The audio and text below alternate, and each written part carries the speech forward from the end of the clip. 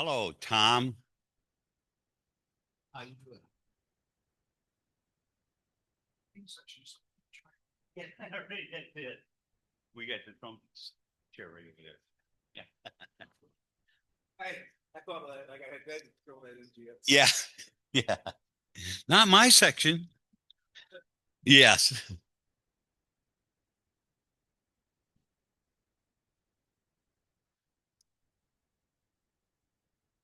Honey, Nishna, how we doing? Well, this says Little River membership meeting, but we know it's not. This is the meet and greet. Ogama's meet and greet, and I think this is about the 37th. Well, no, it's not. Yeah, it could be the 36th, 37th Ogama meet and greet. Wow. That makes me tired all by itself. So, dang.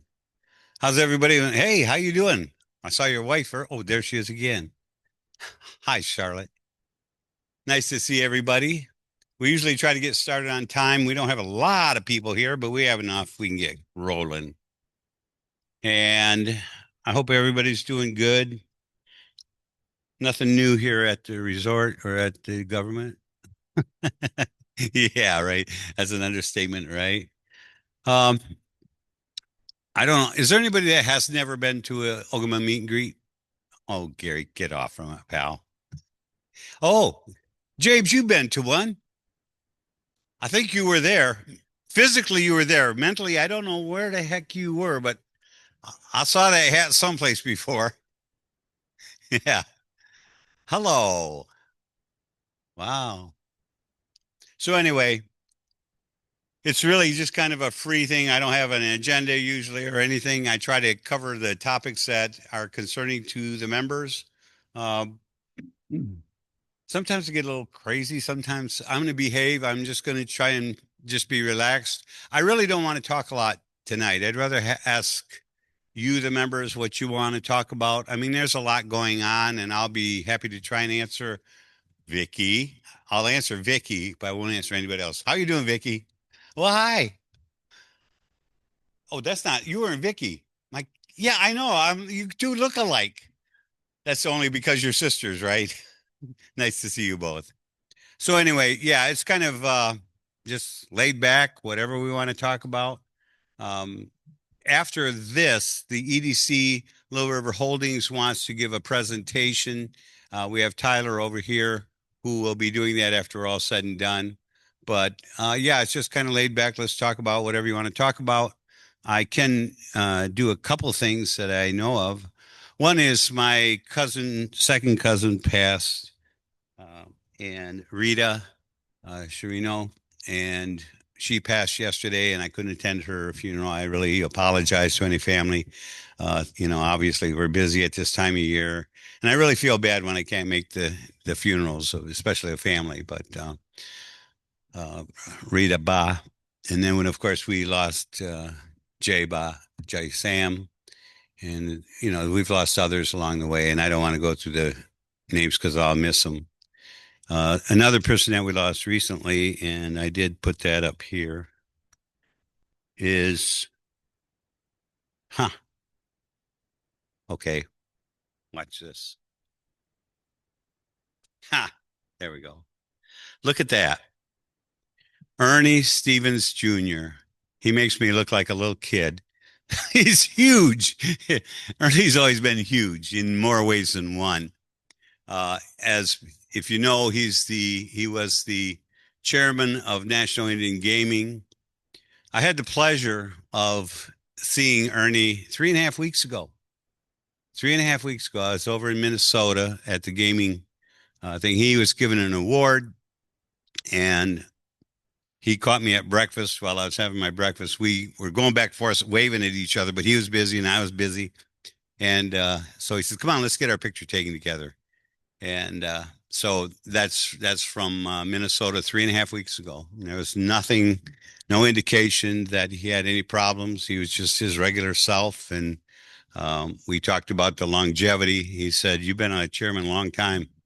I said, "You can speak. I've been 18 years and you've been 20 plus." He was 66 years old, and just hell of a nice guy. He was not only big in size, but he was big in heart. He did everything he could to work for the people, and he'll be sorely missed. So I didn't know that he had boxing in his background. Obviously, look at that fist. I mean, geez, oh Pete's take off the rings. He's still got a huge fist. He said, "Put up your fist, Larry. We're fighters." Like, yeah, all right. Uh,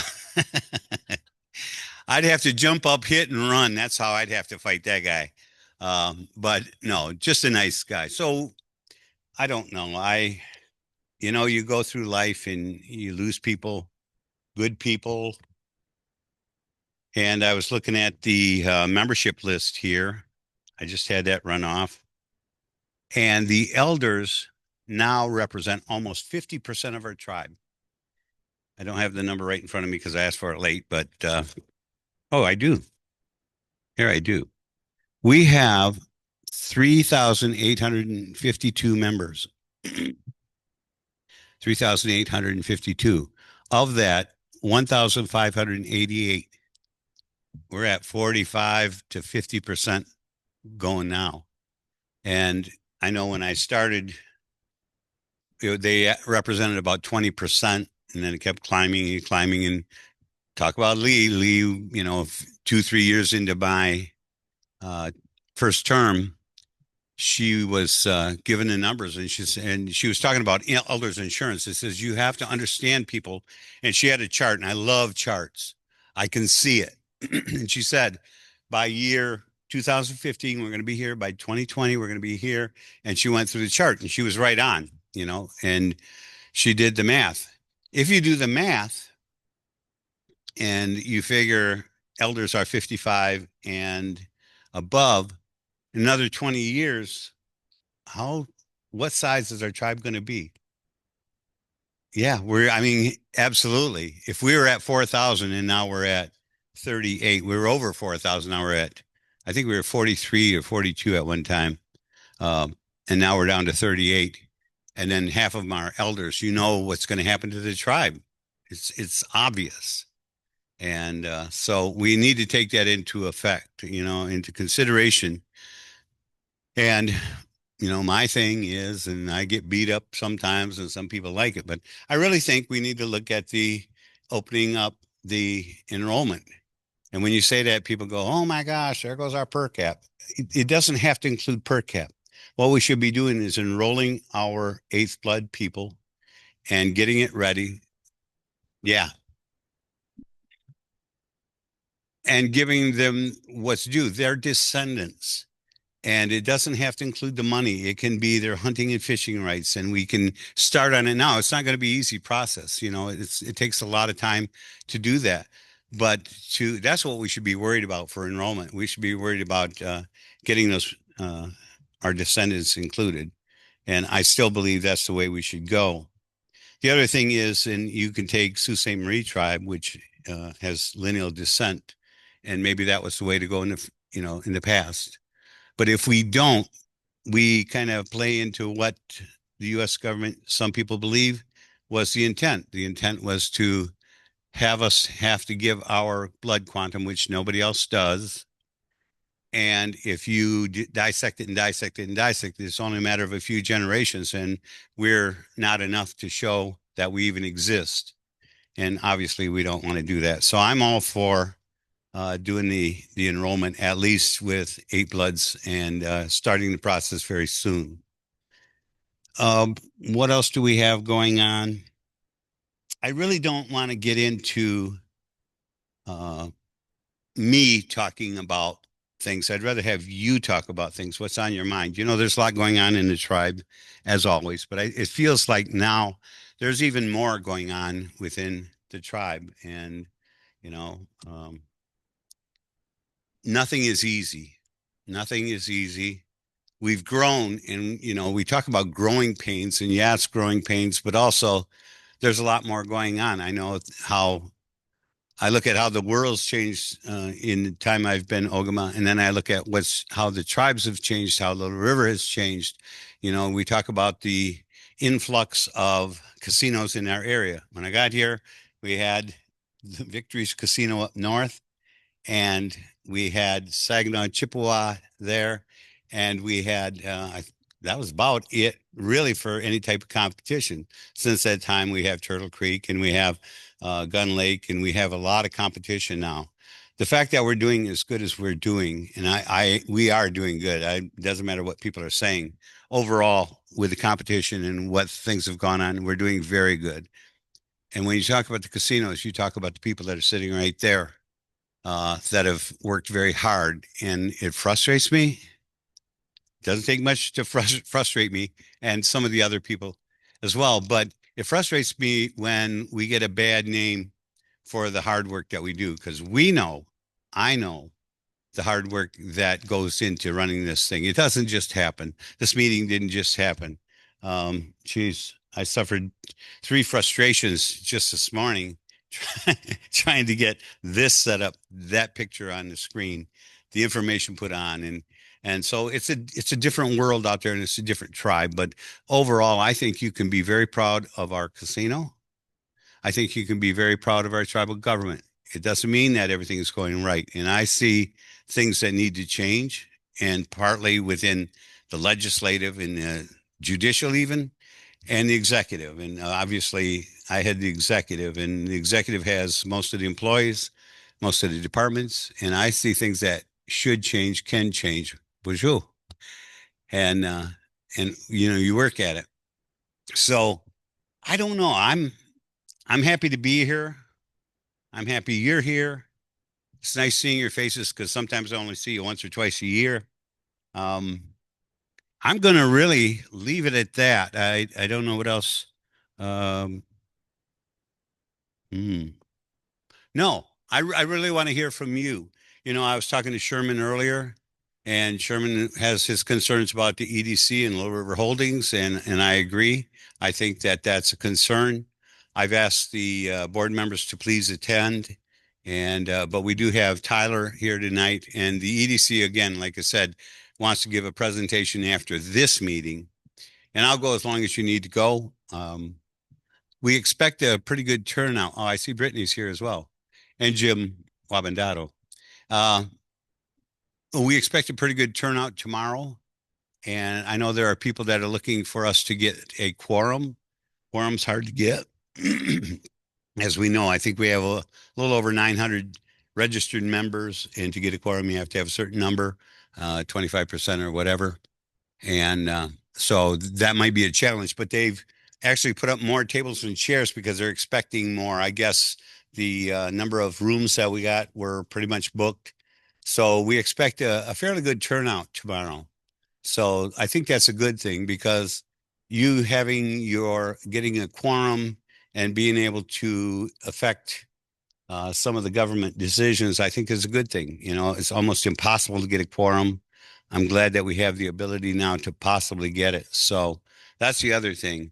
What else do we have? Jim Wabandato is started as our economic development director. As you know, we've been without one for over a decade.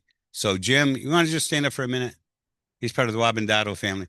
I always called him Wabandato, but E. So yeah, and so he's been here before, so he looks familiar. I think it was his probably great grandmother used to live with my grandmother back in the day. Yeah, Angie Wabandato. Anybody remember Angie?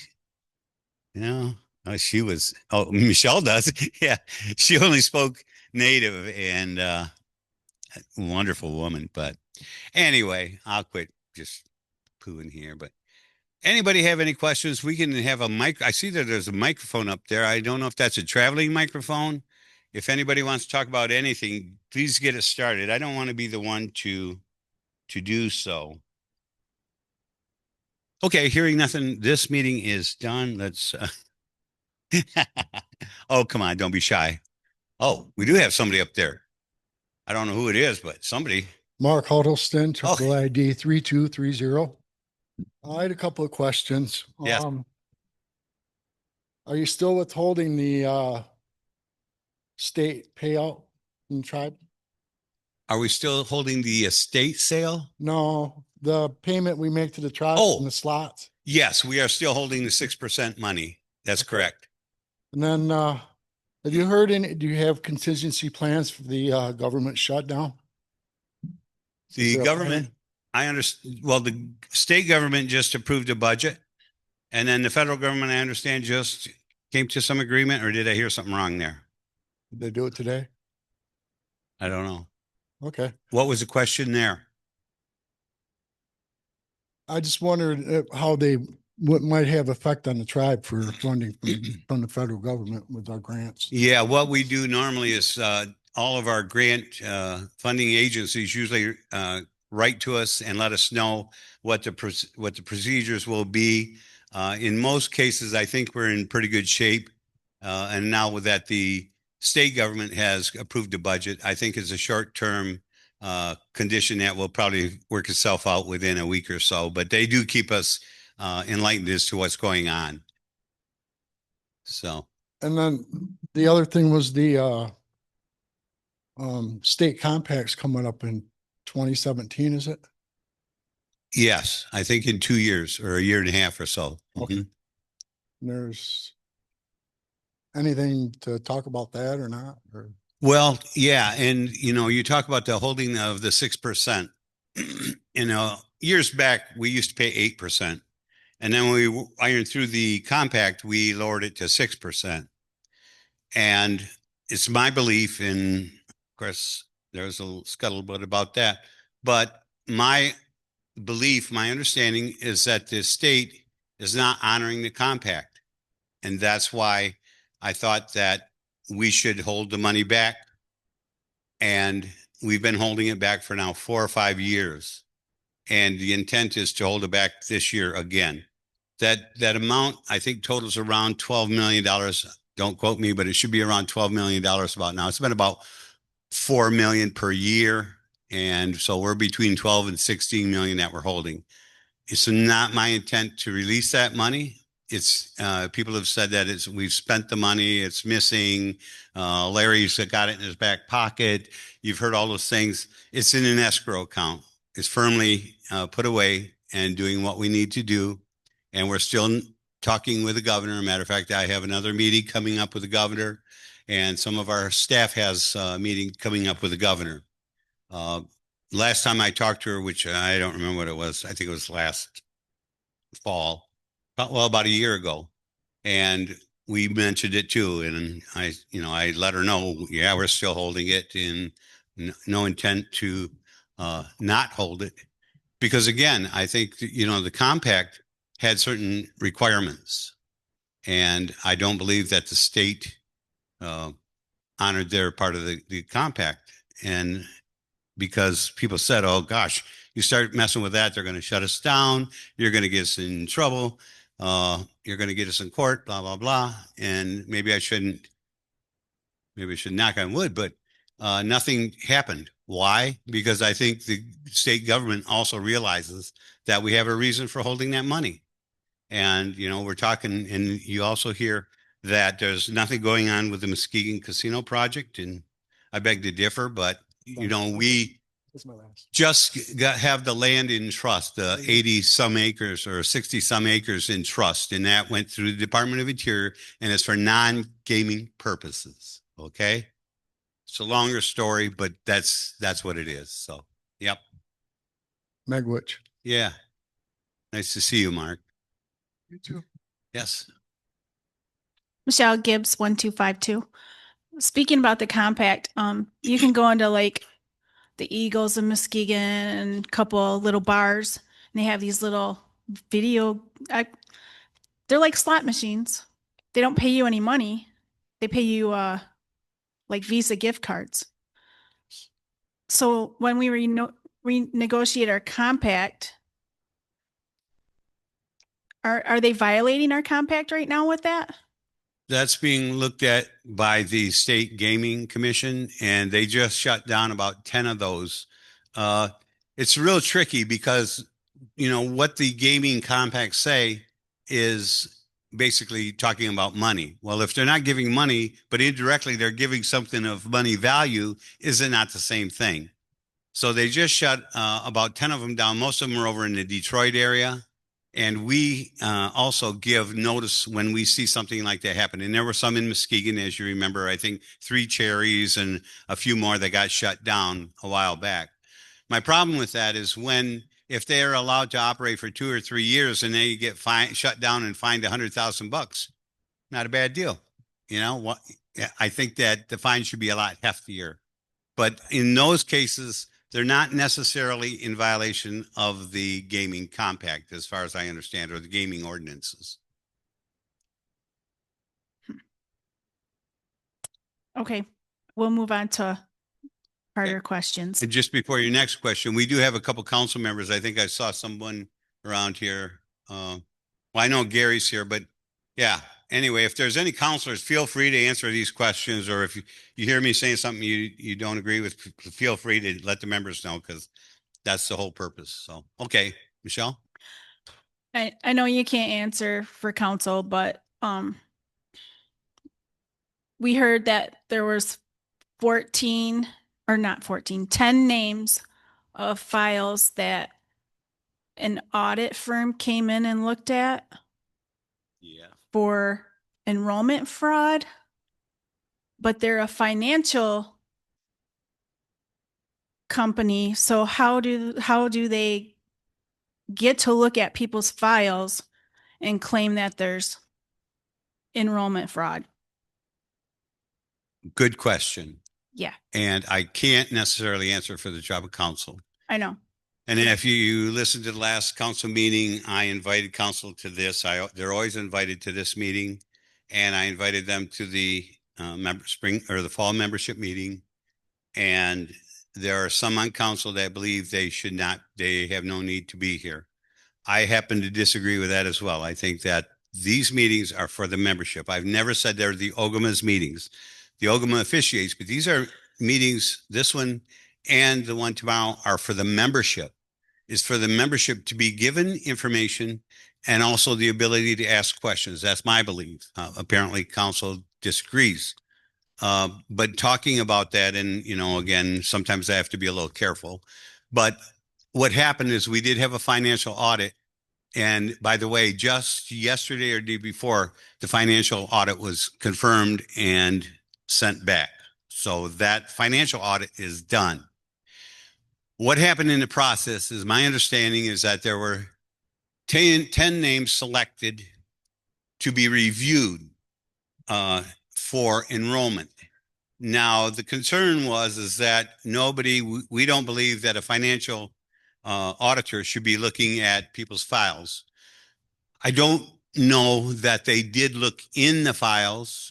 And again, I don't want to get in court again, but I don't know that they looked into them. But the fact that they picked 10 names and they did it randomly. My understanding, it was a company said they picked the names randomly and they reviewed them to see if there was financial fraud, because that was what was alleged, that there was financial fraud within our enrollment. Alleged by who? I don't know. I don't think they gave me names. There's been supposition, and I can't go too far into that, but that it was alleged by someone that there might have been enrollment fraud, and financially that they would be getting per cap that they shouldn't get. And that's what was alleged. And that's what the financial auditors believed gave them the right to look in at the files. Now, I don't know how they looked at them. I don't know how they could determine what they determined. Yeah, it was a concern to me as well. So don't we have a process that if you think that someone is fraudulently enrolled in the tribe, there's a process that you go through the election commission or enrollment commission and you file mistake of fact? Yes. So personally, I think that these 10 people weren't just random, because we all know that you're related to one of those people on that list, Yes. as are quite a few other family members here. And the fact that they're not following our law, number one. Number two, they just voted, what was it, September 24th, to release the 2014 audit to the membership. Those are private files. So personally, I think we have a council that is targeting certain members of this tribe, and they're doing it illegally. And that's all, that's what I'm going to say. Thank you. Thank you, Michelle. Hi, my name is Delia Pink, tribal number 3535.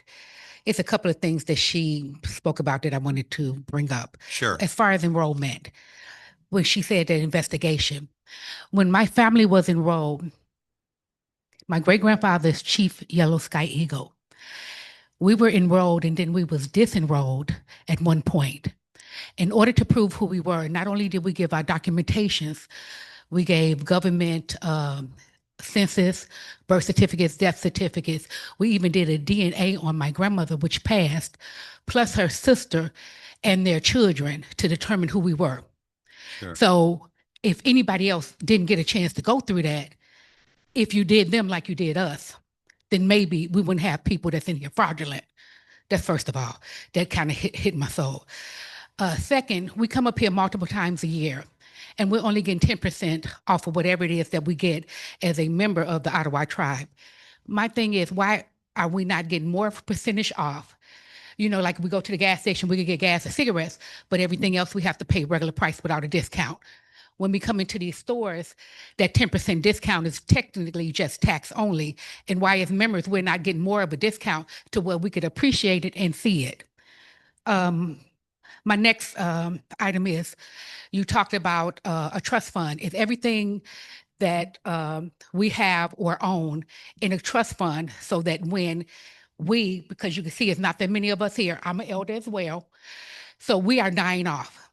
And like you said, the 8% may be voted in. But like right now, my children are grown in their 30s, 35, and they're not receiving any of the benefits. But when I'm gone, like most of the elders have, where's this everything is going to? Yeah. You know what I'm saying? There's nowhere for it to go. And if it's an alternate name that they're using, other than everything being in a trust so that it'd be secure for the Ottawa tribe, then who's going to get it? Right. I'm just making little comments. My Oh. next comment is, we own these restaurants and gift shops and all this other type of stuff. The funds that's coming in, because you make a profit when you're selling. Right. So the funds that's coming in, where's those funds going to? Because these checks that we receive, technically, they're the same amount of checks that we've been receiving when we started out. It's not that much difference. All you've done is broke it up a little bit more to make it seem like we're getting it more often, when in reality, we're probably getting the same amount we started off with. And I'm sure as inflation is gone, coming up and going, there also, there's more money that's been made, more that's coming in. I still believe we're not getting money off the table yet either. But what are we, as the Ottawa that started this, that's going through this, because you use our numbers in order to get the land and the money, but what are we getting back? Just some comments I wanted people to Okay. think about. No, thank you. My memory is not real long, but I'm going to try and go back to one of the, the first thing that I believe is that you were from the family that had to go to court, and they did that full extension, and you had to make additional proof to prove who you were. And that's unfortunate, but you went through it and you proved who you were. Second thing is you talk, oh man. Are you talking about, you were talking about like gasoline and everything else that the local members get, and those that don't live locally do not get that kind of discount. Is that what you're talking about, if I remember correctly? And the reason I say that is, and that's what gets confusing too, but I'll let you get back to the mic, make sure I'm addressing what I should be addressing. I'm just saying, as a tribal member, we're Right. getting 10%, Right. which, why are we not getting more? If I own this restaurant. Right. Let's just say I own this restaurant. I should get a big of a discount, especially for the ones that's traveling up here multiple times during the year. Okay. And I can't answer that completely, but what happens, and here's a frustration for me, because I hear that the outlying don't get what the people locally get, and they should get what the local members get. Our federal grants are specific as to what we get grant money for. And sometimes they limit it and they say in your service area or on your reservation area. So for us to get the grants, we have to abide by who gets serviced by those grants. Now, sometimes it doesn't include those people who are on the outlying. And outlying isn't only Wisconsin, Illinois, Indiana, it's California, it's Ohio, it's, those are all things. The other thing that we have is we have state grants, and we have state what we call resident tribal members, RTMs. And the state makes the allowance to discount the tax for resident tribal members. I'm not a resident tribal member, so I don't get that discount. Neither does it, people that live outside there. So some of the discounts that we get or don't get isn't determined by me, and it's not determined by even the council. That's determined by the federal government, state government, and sometimes local government. So those things are determined in that fashion.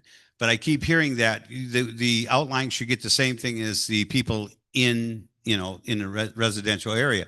And some are resident tribal member isn't even 9 counties. So you got resident tribal member, you got 9 county, you have state of Michigan sometimes, and sometimes you have on the outlying. And that's how that's determined. We don't make those determinations.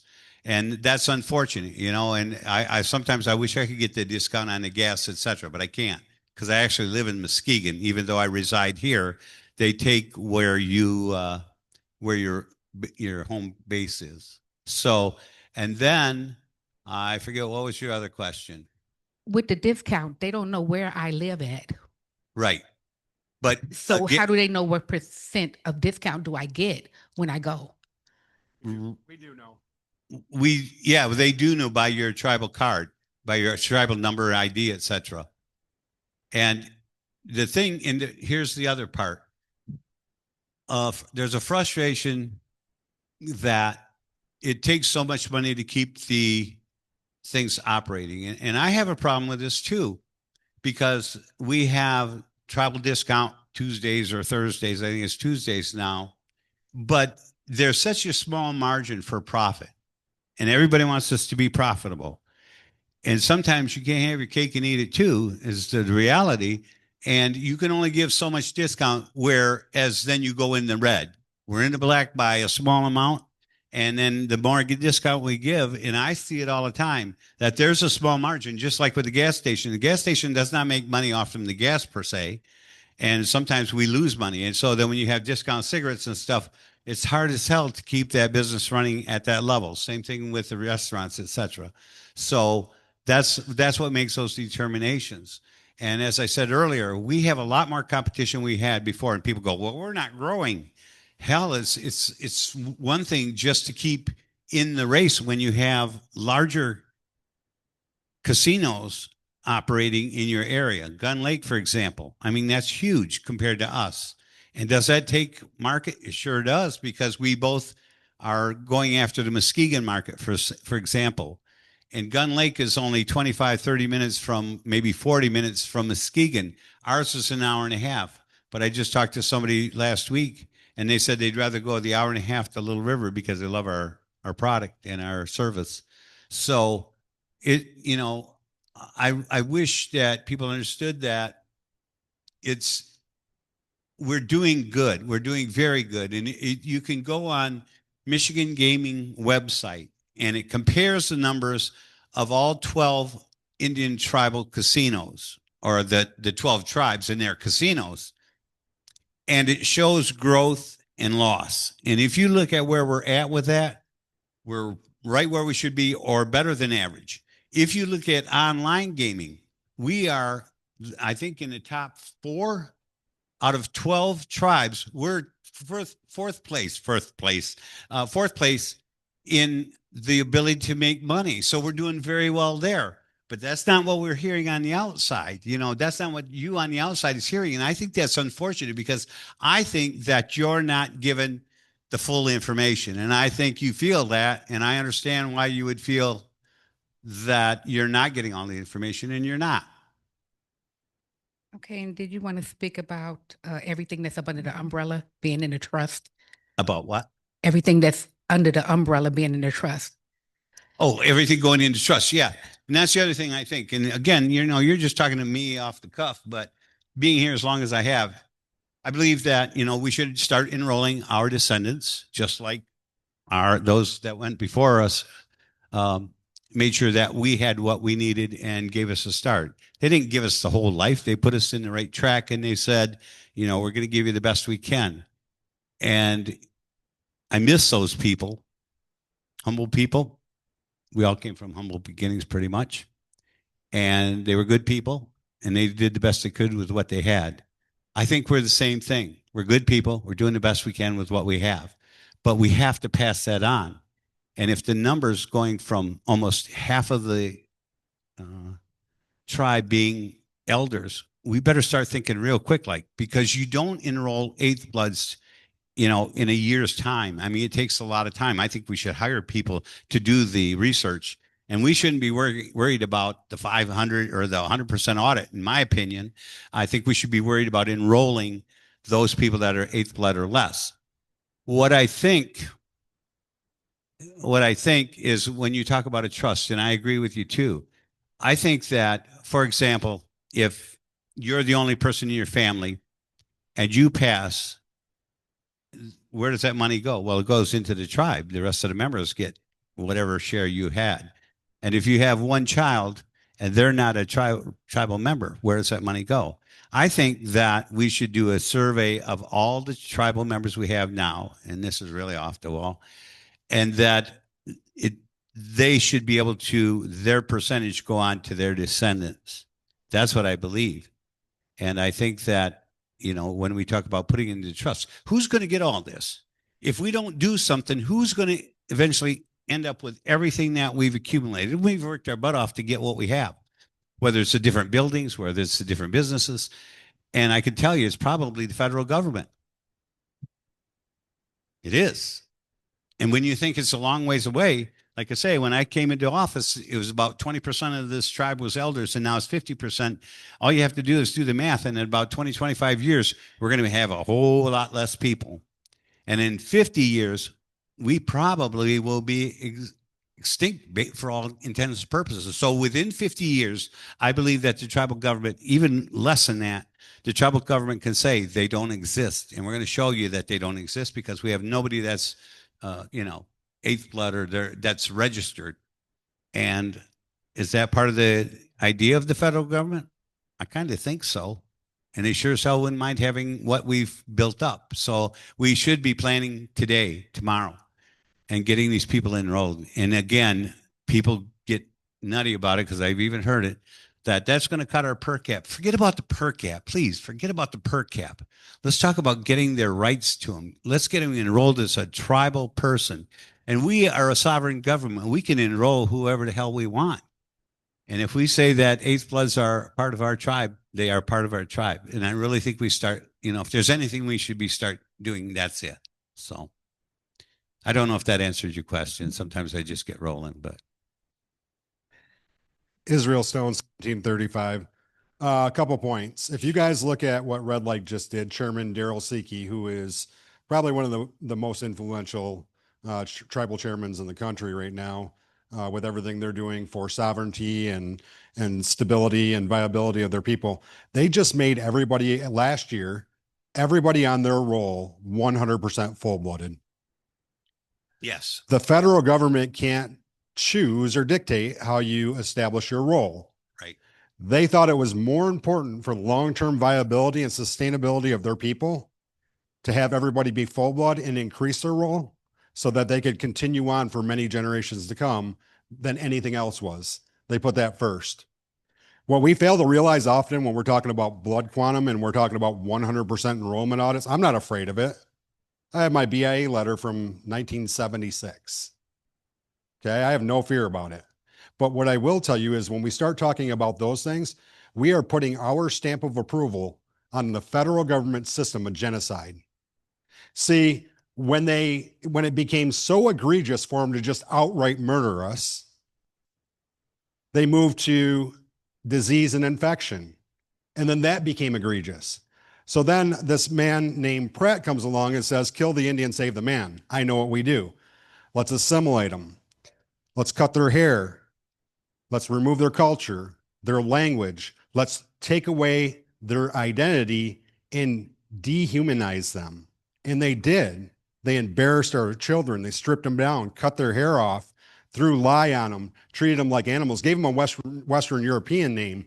See, what we all just grieved a few days ago, and I did grieve, I cried when I looked at those old videos of these children going in and getting their hair buzzed off. That's heartbreaking. But now what's more heartbreaking than that is we're doing it to our own people. We're accepting a system of genocide saying, you know what? Let's kick people out because we don't think they're enough. Well, what's enough?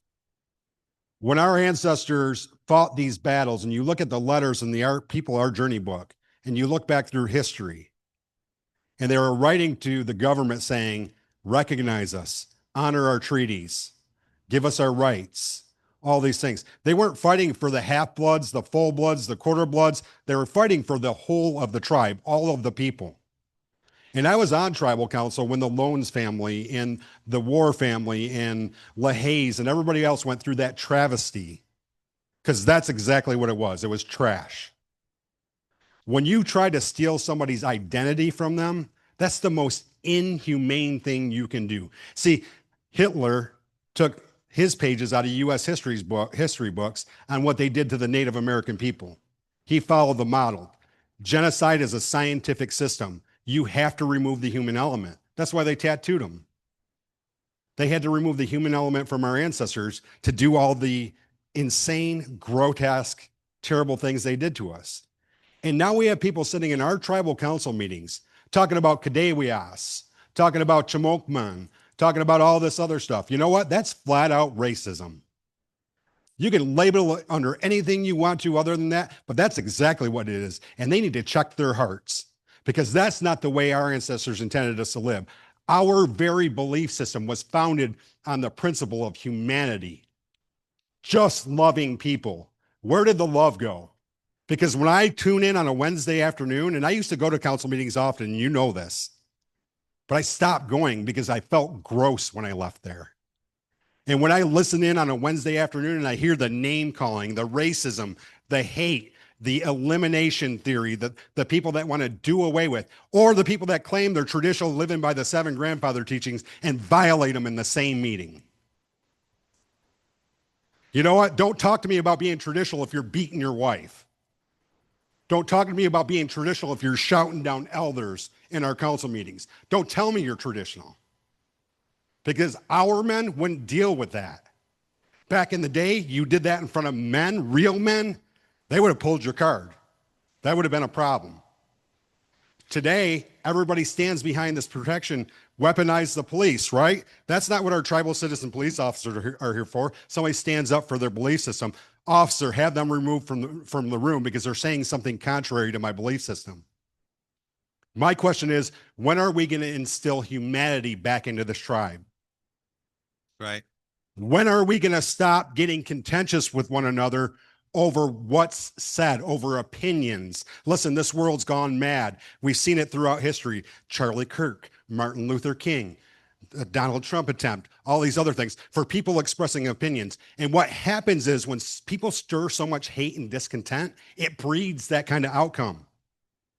We don't need to get to that point as tribal people. We're supposed to be taking care of each other, caring for each other. Let me ask all of you in this room right now an honest question. When is the last time you've seen a meaningful piece of legislation that impacted your lives as tribal citizens come out of those offices over there? When is the last time? You can't remember, because right now we're so wound down in targeting tribal citizens. Let's get rid of those people. We're so wound down in the minutia of, oh, Larry's a crook, or this person's white, or this or that. You know what? Let me say this. I'm mixed blood. I am not a full-blooded tribal citizen, okay? But I'll tell you, I love every part of me just as much as I do the Anishinaabe part, because that came from my parents and my grandparents and so on and so forth. And when you say things like that, you're disrespecting your own ancestors. So if you claim to be a leader in this community, but you're willing to disrespect our elders, your ancestors, our culture, and everything else, that right there is the definition of gross misconduct, and you should leave office immediately without being asked. Thank you. I am sorry for getting on my soapbox, but I'm tired of it. Yeah. This is the seat of our government. You were elected by the people. They were elected by some of the people because of the way they restructured the Constitution and created voting districts, by the way, so they can slide in with 140 votes. Let's change our Constitution where everybody has to be voted for by every citizen in the tribe to get that seat. Council should be no different than the Ogama's office. It should take a majority of the people because they're not here to represent a constituency. I don't care if you run outlying, at large, whatever it is, you represent the people, every one of us, every legally enrolled tribal citizen. And everybody that went through the enrollment process is legally enrolled. And that's where I'm going with this next point. This financial audit was a farce, absolute farce, because there was no fraud. If the tribe's enrollment officer and commission enrolled somebody by mistake of fact, that's not the citizen's fault that submitted the paperwork. It's the department and the enrollment commission. It's a mistaken fact. The only outcome to that is you disenroll. Well, guess what? The majority of the people in this tribe lived through the 2004 audit. We went through audits every 2 years after that, and then it jumped to 5 years after that. Every file on this tribe has been audited over and over and over again. So how about this? Instead of spending $500,000 or more on an enrollment audit, create a piece of legislation that benefits citizens of this tribe for education or the housing crisis that's going on. Do something else with that money instead of hate, miscontent, dividing our people, and disenrolling, because that is not how we continue to exist as the Little River Band of Ottawa Indians. And it'll be less than 50 years if we keep on the road that we're on, because the Creator will never honor greedy people like that. Miigwech. Thank you very much. Yes, and I do want to say hi to Mary Hammond and Veronica. I said it earlier. I want to apologize in front of you that I was not able to make Rita Ba's funeral. Please know that, and our prayers are with you. So thank you. Yeah, and so we have a lot to talk about, and again, we talk about that financial audit. And from what I understand, and I can't be 100% sure, but I believe I was told that of the 10 that they checked for fraud, none of the 10 came back fraudulent. And again, we can keep doing this and doing this. I can tell you that council voted to do the 100% audit, and they also voted to select a firm. I don't believe, and this is again my opinion versus theirs, that the Constitution says that the Ogama is responsible. You didn't vote for the fraud. I mean, for the audit or for the person to do it. Okay, yeah, that's a problem. Oh, yeah, that's right. We do have a few council members here.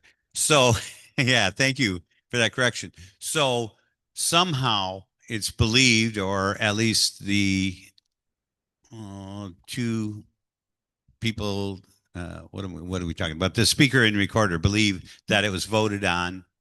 And see, I believe that the tribal Ogama has the right to negotiate contracts. It says so in the Constitution. What does negotiate mean? To me, it doesn't mean that they go through and they select the person, they open the bids, they select the group, and then they negotiate the basic language, and then they turn it over to me and say, is this good? And then I sign it. I don't believe that's the way it's supposed to happen. I don't want to go to court multiple times. I just don't think that's the right thing either. But there has been a selection. I told the membership that I would not veto this when it came through. I disagree with it with, many ways. But also, as Israel is saying, I'm one of the prime targets. We know that. It's been said multiple times. And I just don't feel that. I think it would be a conflict of interest for me to now deny it. Now, if somebody believes that it didn't happen properly, I think they should come forward.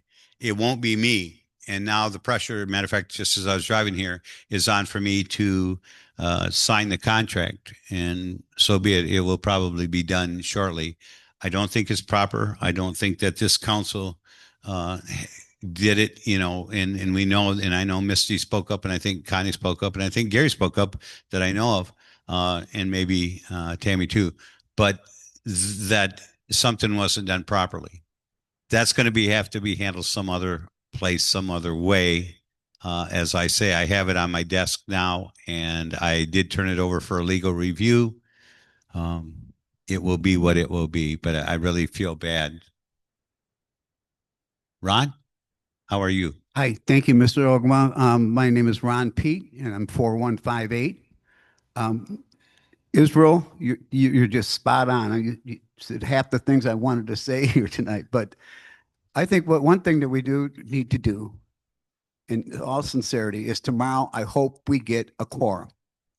I pray to God we get a quorum, and then we can start normalizing things around here. I mean, we're all pointing at, I'm going to point at myself. I mean, I didn't vote for him, but we elected this council. We elected this council. And there are people on here, I think just like Israel, we should vote for everybody on council. Everybody. But the least they could do, as I understand, we got a couple councilmen on here, they live on our reservation. They house on our housing reservation, but they're running in Wisconsin, outlying. Now, I don't understand how that happens. Right. Because if you live in your district, that's where you run in your district. But yet they go outside because they know they can't win here. They know they can't win here. And they go outside their district so that some of those people on that console, the last ones I looked at, and I don't even like to look at them anymore. I just threw the stuff on. I mean, they're buffoons. They really are. They'd make it on late night show and everything to get everybody to be laughing at them. But we need to change. We need to seriously think about changing. And we've heard it talk before. Look, I'm 76 years old, and I don't know. I don't have that much time. I mean, I'm realistic. I don't have that much time anymore. But I'd still be happy to, even if I lived to be 77, this last year, I'd try to sit on one of those things to change that Constitution. We got to change this Constitution. We got to make it worthy so that when people run for an office, they run in their district. Not outside their district where they know they're going to get elected, because certain council people, they only feed people information what they want to hear, and some of the information what they're making up so that they can hear it, and that's why we get the council that we have. And this council, I don't know how you do it. I applaud you for doing it. As your friend, we talked many times. As your friend before, but to have this council to take, I mean, it's a sad moment for this tribe. We're living in a very sad moment. And it's time we speak up. And it's time we speak up to the voters. We can't do it for another year and a half again, but it's time we get out and vote, and we vote for the people that are not trying to belittle this tribe, trying to take down this tribe. We want people that are lifting up this tribe. So that's all I got to say, Larry. I can't go on anymore. And it's nice to see you back, Ron. I think Michelle has her hand up behind you. No, I agree with what you've said. And again, it's been said, and the rumors frustrate me for one thing. And I was at the last council meeting and I spoke. I haven't been there for a while. And what I said is I've not been here for a while. And there's two reasons. One reason is the total, in my opinion, disrespect of our elders, our Quay, has gotten to a ridiculous point. It isn't the hard work. It isn't the long hours. It isn't, all the other stuff. That one thing insults the hell out of me. Insults the hell out of me, because I was a young pup, And I saw my grandmothers and my aunties and my grandparents and everybody else's grandparents sitting so helpless in so many ways because they were naive, because people were up on stage talking and they were lying to the people. And I see that over and over again. And I'm thinking, when do we quit hurting ourselves? When do we quit disrespecting ourselves? And so I stayed away from the meetings, and people said, "Oh my God, Larry's giving up on that and stuff." No, my time has been spent fighting that. And boy, that's a hard one, because like Israel said, I don't know. I came from a different neighborhood, or I came from a different era. You didn't do that. You didn't do it and get away with it. That's for damn sure. And it's very hard to sit and watch that. So I stayed away. And then people said, "Oh, you know what? You need to stop acting childish, and they have to stop fighting. This is ridiculous, and they're childish and everything else." So I thought, okay. And they said, "Oh my God, egos get in the way and they got to give up with their egos." So I said, okay, you know what I'm gonna do? I'm gonna stay away. It's not an ego thing for me. I was trying to do my job, but I stayed away. And guess what? The fighting continued, didn't it? Absolutely. As a matter of fact, it got worse. And now they fight with other council. And so you can talk about egos. You can talk about stop fighting. I don't know how to respond anymore. And that's why, I wrote the letter, and I'm not saying here. But when is enough enough? And when do you straighten this out? Because it's gotten worse, in my opinion. It's really emotionally and everything else. It's the worst it's been since I've been in the Ogama. And I just see the disrespect, and that's just uncalled for. It shouldn't be happening. And I feel sorry for the people that speak up or sit on council that are trying to do the right thing. So we get that. And what I don't understand, and I feel sorry for those that are outlying. And I know they think I dislike them, and I know a lot of them dislike me. I don't understand, because when a false thing is put out, a rumor is put out, and it's not correct, what do you do? If Judy says that Carol stole her red sweater, okay, where does the onus sit? It sits with Carol. How do you know that? And people begin to believe that, I forget who the other one was, stole the red sweater. You can't just make that up. I mean, you have to have something behind it. And the outline, I don't think, is given enough information. So I do feel bad for them. And I'm sure they're listening now, and they'll be listening tomorrow. And they aren't going to believe me, because Larry's a liar, a thief, a shitbag, and everything else they've called me lately. And they've been indoctrinated with that's who I am. So they're not going to listen to the damn thing I say. And I was telling Mary earlier, I said, I wish somebody else could go up and talk for me, because my words mean nothing to these people. Somebody called me a shitbag today. And it's like, okay, how do you deal with that? And that's not the hard part. Again, I have broad shoulders or whatever. I can take that. But I think for me, when I hear something and somebody makes an accusation, it's up to the accuser to bring forward something to make you believe that this happened. And for some reason on the outline, that doesn't happen. Larry's a thief. Okay. It's been said, how many years? 18 years. Larry's a thief. Okay, bring me the proof. And then it was back in August or something last year, I called people up and I said, okay, come and show me where I'm not Indian. You have it. You've been saying it. Bring me your proof. That's all I want you to do. I don't want to be confrontational, but bring it, and I'll bring mine, and let's see what's really there. Bring it that I've stolen money, $2 million or whatever the case is. And then I'll bring my stuff. And they won't do it. They just won't do it. And that's why I thought that the council should be here. And they said, council officials, the speaker said, we have no reason to be there. And I said, absolutely, this is where you should be. Answering the people, standing up. I can stand before the people. I have no problem with that, because I don't have anything to hide, really. I mean, but they do it. And I feel sorry for the outline, because I think they've been sold a bag of goods that they're going to hang on to. And whether I'm here or I'm gone, they're going to hang on to those beliefs. And what a shame. What a shame. And they believe that you that work at the resort are stealing money. Now, I just heard another rumor this morning, and it's like, yeah, I guess that they went in and they fired all the directors. Where the hell does this stuff come from? Where's it? You know, and when it came to me, I thought, well, if that were true, would I not been called by a few directors said, guess what happened to me? So, but who starts that stuff?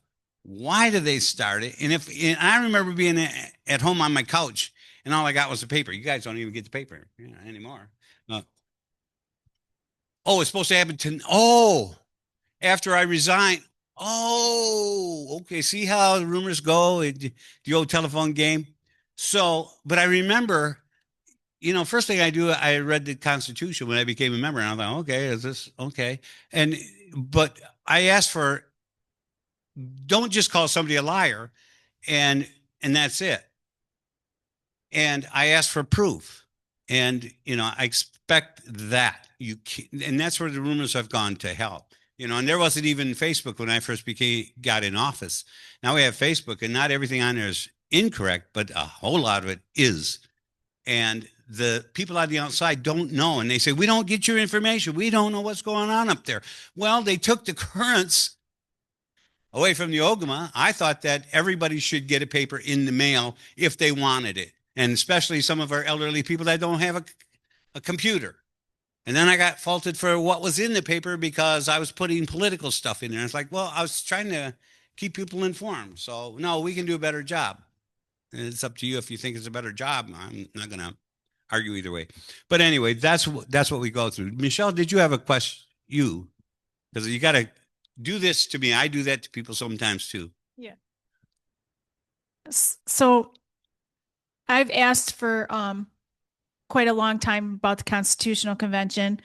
I actually submitted to council to get the form because they're the ones that you have to go through to do that. And I finally got part of the form from Pam, and then she got voted out.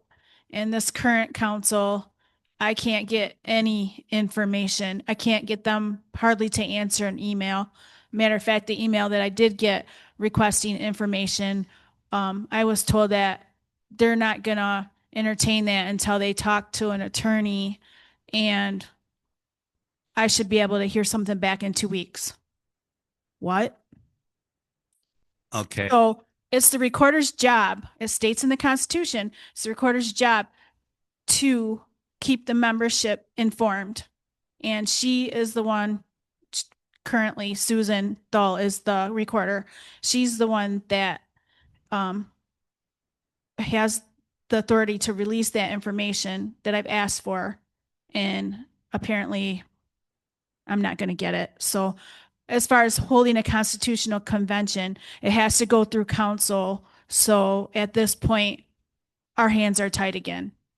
So that's my comment. Thank you. I see Israel has hand up, and I see some of the counselors looking a little confused. Oh, Lee. Hello, Lee. Unless Israel goes first because his hand was up before Michelle gave me the mic. Thank you. Lee Ivinson, Tribal ID 99. So I was at the Tribal Council meeting and we were talking about the membership meeting. I'm sorry. Oh, I'm sorry. Don't even. No, I am stand all up. of 5'2". That's average height. So I was at the tribal council meeting, and when we were talking about requesting our tribal council to attend the membership meeting, the general membership meeting, which is a constitutional authority of the general membership. This is our time constitutionally. And basically just kind of got negativity, and that this is the Ogama's meeting. I beg to differ. Within our tribal council, it speaks to the general membership's authorities to meet, to have this meeting, and it delegates the Ogama to facilitate Do we all know what a facilitator is? They're just a medium and in between, of conversations, calling on who can talk next, and it has become customary practice for the Ogama to set the agenda, the Ogama to get with this resort, to put this all together, to get our meals together, to come up with our topics. And that just because the Constitution does not state that our tribal council should or should not be here. However, after the clause of who our facilitator is, it states that our general membership constitutional granted authority to hold this meeting, that it's for the membership to be informed of the state of affairs of this tribe. I just said that very lengthy. It's very much shorter, but that's just me. I talk a lot, right, guys? So for a constitutional amendment, maybe we need in the Constitution a third party, our elder committee, to be the facilitator for our general membership meetings. That way, we can now depend on our branches of government to inform the members. For the Ogama's office to be asked questions about the executive, and the legislative to be asked about the legislative. I think that would be fair. I think that would be a better use of our time to answer our questions about our tribe. So that's just my general comment. Thank you. Thank you, Lee. I want to also give a shout out to the tribal counselors that are here. Again, I see 3, 4. I see Tammy Burmeister. I see Misty Silvas. I see Connie Waitner, and I see Gary DiPiazza. And I think they deserve some respect for being here. Very much so. Who do we have? Al? Oh, okay. Al Metzger too. Were you going to speak? Yeah, okay. Pardon me? No, it's not a one-side conversation. Would you mind giving up the microphone? Listen, I ain't gonna be disrespected as a man like that. Okay. No. Okay. Excuse me, Al. It's not a one-sided conversation. This is open to you, and you were invited. I didn't see you up there because you weren't sitting down here. Yes, and I looked down there and you weren't sitting there. It's hard to see up here. Go ahead, This Israel. feels like a Wednesday all over again. Don't let them drag you into the minutia. Right. There you go. That's what's happening a lot around here, and that's what I want to point out. Yes. Elected officials that act in a manner that's not consistent with the societal social norms and with the Constitution and with our values have to cause chaos to continue to exist in those seats.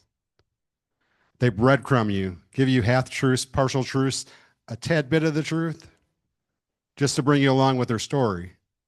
It's a tactic. And every time you turn around, just what happened just now You just saw. turns into a fight. You look to acknowledge him. He wasn't sitting there. He moved somewhere else. You acknowledged him, but then he's going to be disrespectful about getting in the queue. Listen, raise your hand. You're not above the people. You serve the people. Get in line with the rest of us. Because that's what's wrong with this tribe right now, is we have a bunch of elected officials, not all of them, but we have a lot of them that feel like they sit in a position of power over the people. No, you're the voice duly elected by the people to speak on our behalf, which means you should be consulting us for our opinions and our beliefs and our views Yes. before making that decision. I didn't elect people to have them turn our council meetings into a circus act every week. Again, I will point out, and you can go back and check the books, what meaningful piece of legislation has been passed in anybody's recent memory That is for the betterment of all the people. You can't get nothing done. We almost didn't have hunting, fishing, and gathering regs this year. Did you know that? Our very basic treaty rights that helped us regain our reaffirmation, our identity, almost didn't get passed. Vital grants getting turned down. Yeah. That's what's going on in our council meetings. I dare somebody, because somebody's going to come up next and say it's a lie, prove it. Because one thing I'm not going to do is stand before my fellow citizens and lie to them. My daddy raised me better than that. And he would hold me accountable if I did that. My last comment I'm going to make is to you, Larry. I know you were raised better than this. And I know you were raised not to turn, tuck tail, or run. You're a fighter.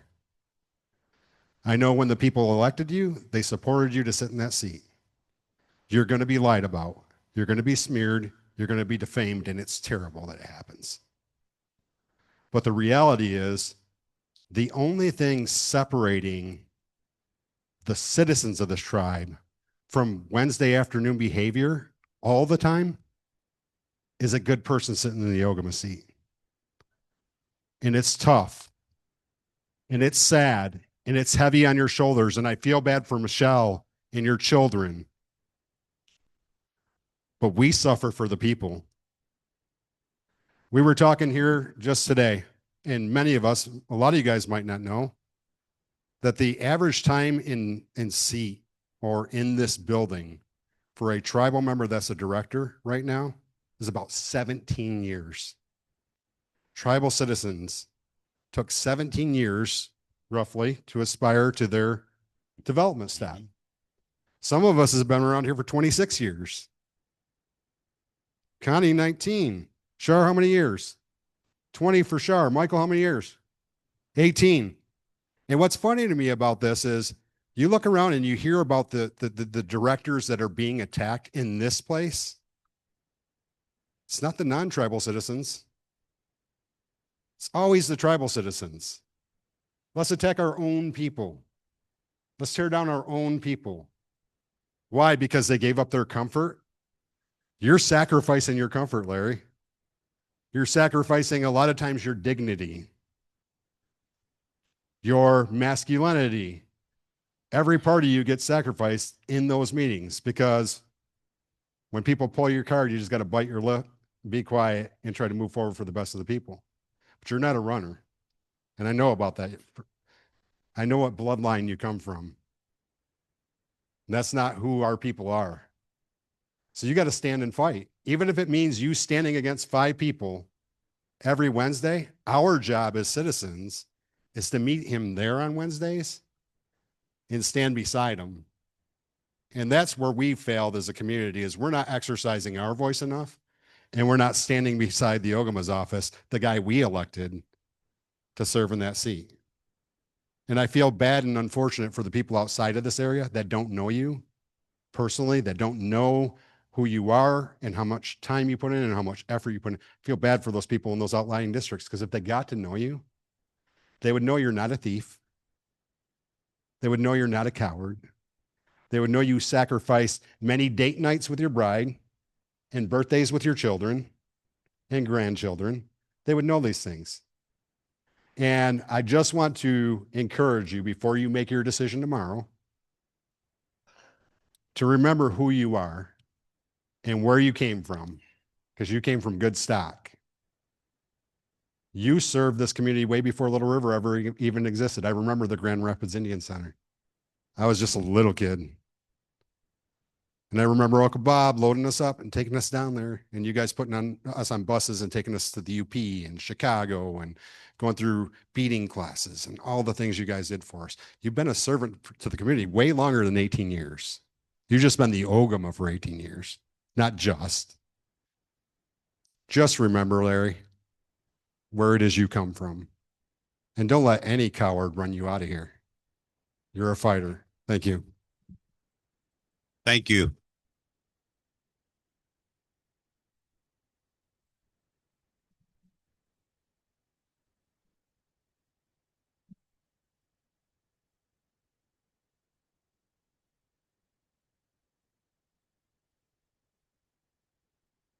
Bonjour. Who's you? Shkaberis Danishnikas. Mako Andorum. Wabashishki Andorum. I have 2 clans I carry. That's not why I'm up here.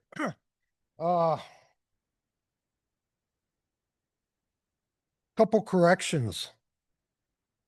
When I made that motion, it was to release the findings of the 04 audit. Just the findings.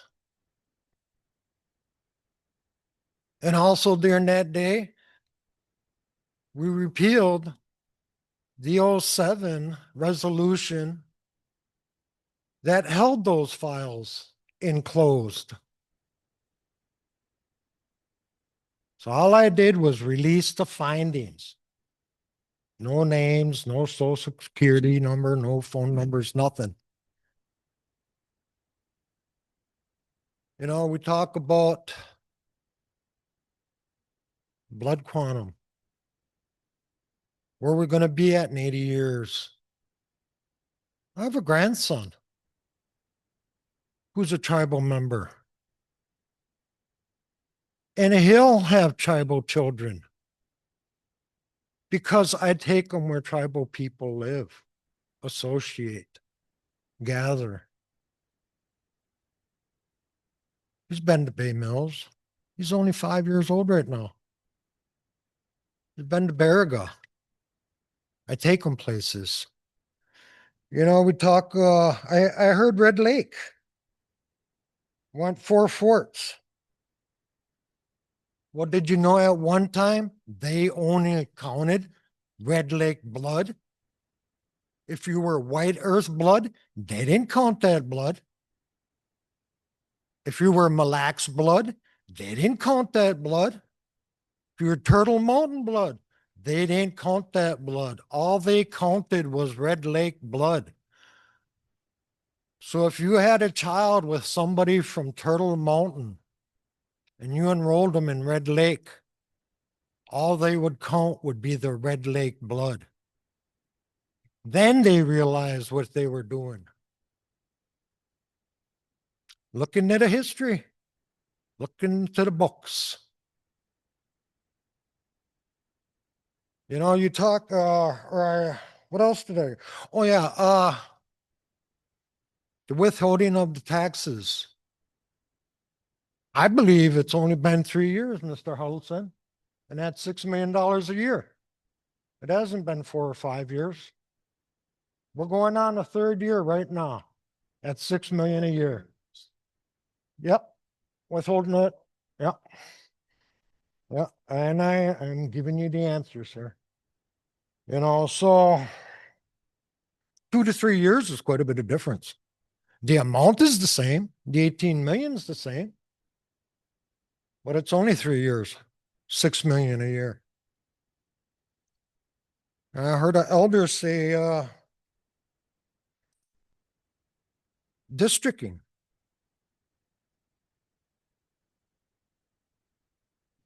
Because I live in Manistee County, I can't run as an outline, even though I spent majority of my life as an outline member.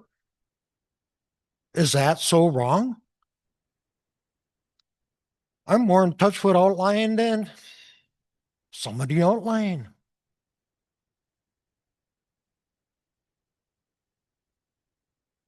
Just like everybody else was put in here by the people.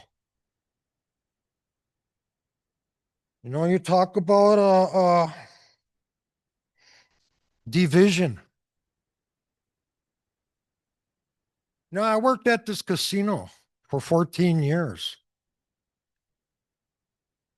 I've also worked at 3 other casinos in gaming capacity, in a security capacity.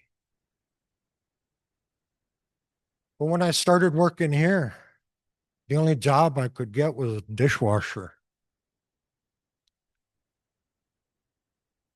I'm a journeyman carpenter. Did I interrupt you? Did I interrupt you? No, did I interrupt you? Yes or no? You know, why? Because I'm a convicted felon. That's why, Israel. No, I just told you. You asked, I told. All right, you know what? We talk about division. We talk about hatred. We talk about division and hatred. You know what? Second week, second week, second week in my job in maintenance, that man threatened to have my hair cut. He allowed a gentleman to break out a knife. This man threatened me with a pistol. Ma'am, please. has to break. And Okay. and our elder is talking. Can we An elder too. get back on track, please? So. well, she don't- Go ahead, Al. So we talk about, look at this guy interrupting. Go ahead. You're the one that mentioned the CPL, Gary. You're also the one that flicked your green stiletto out at me. You're a very violent person. Yes, I do. And I don't need one. Okay. And I don't need I'd one. like to get back. Go ahead, Yeah. Al. So when I'm threatened, yeah. When I'm threatened to have my hair cut, yeah. When I'm told by a spiritual advisor around here, I don't belong here, I say BS. I belong here just as much as any one of you. My children belong here. My grandchildren belong here. My grandparents were from here. You know, we might all be related. You know, but there's some part of the family that you just don't invite. So without really creating a disturbance, Chimigwech. Thank you. Michelle, I think, is Michelle next?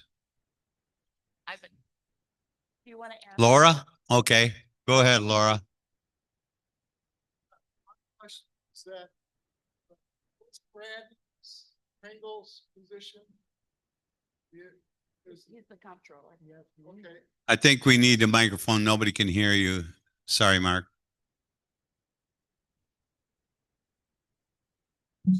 Mark Huddleston, 3230. Thank you.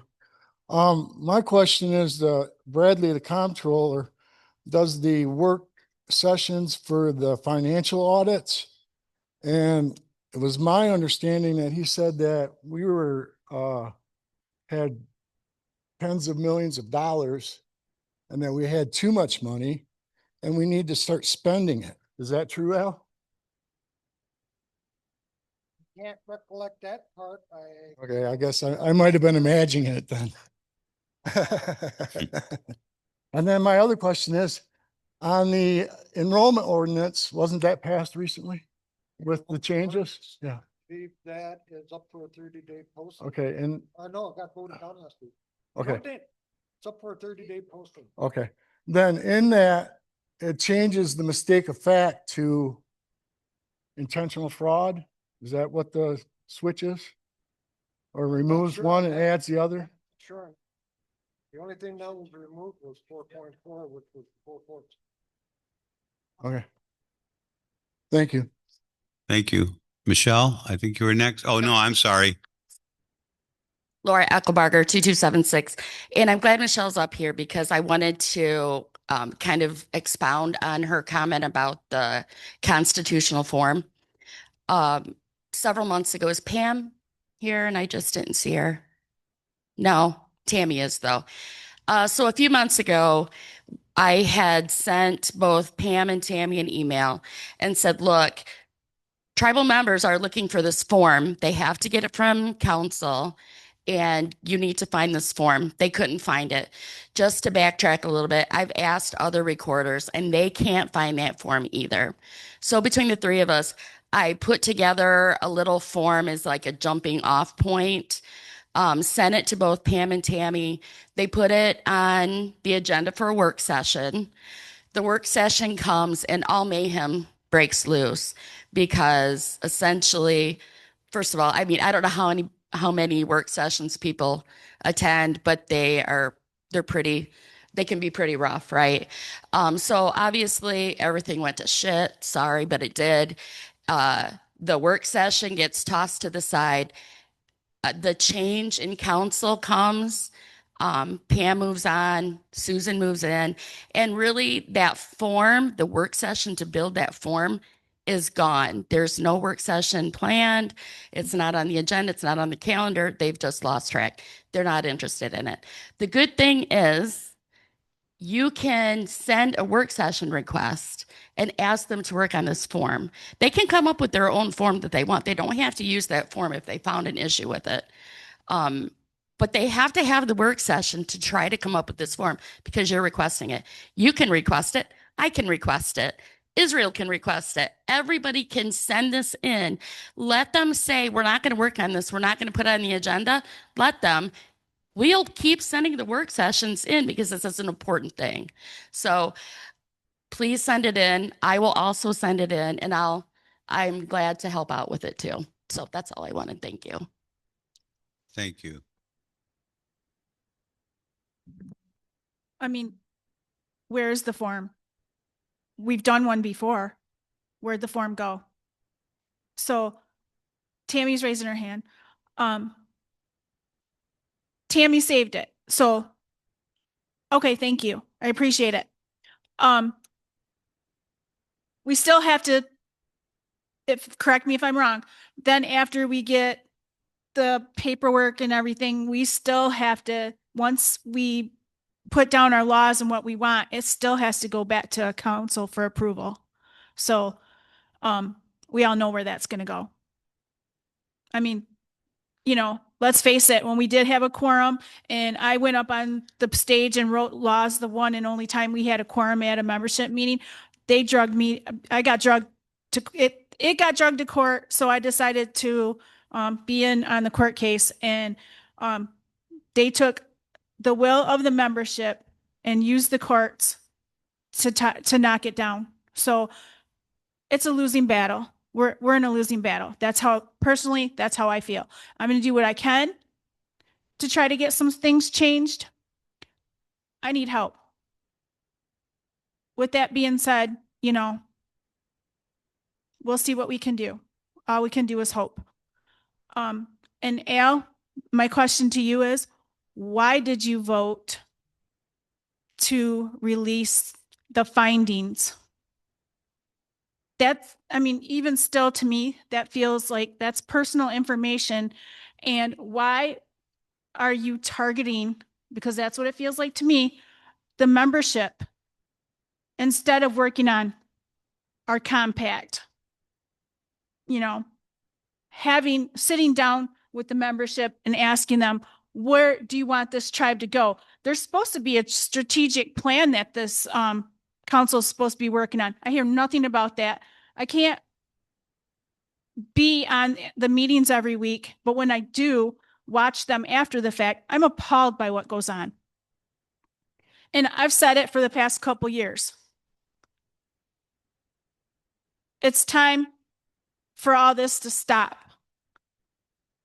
And I hope that when the time comes, a whole bunch of people stand behind me, because the time to do something is now. And I hope we get a quorum tomorrow, and I hope people stick around, and I hope that we can write some legislation, because my number one law that I would love to write is going to be that whoever is in the membership meeting, registered voters, that's our quorum. Because every time we meet, we could make legislation instead of doing this, because this is getting us nowhere. And I'm sorry, and this is just my personal feeling. Again, we have a council that is just sitting there fighting against their own people. They're targeting their own people. And we voted for them. And it just, I'm appalled. And I'm going to leave it at that. Thank you, Michelle.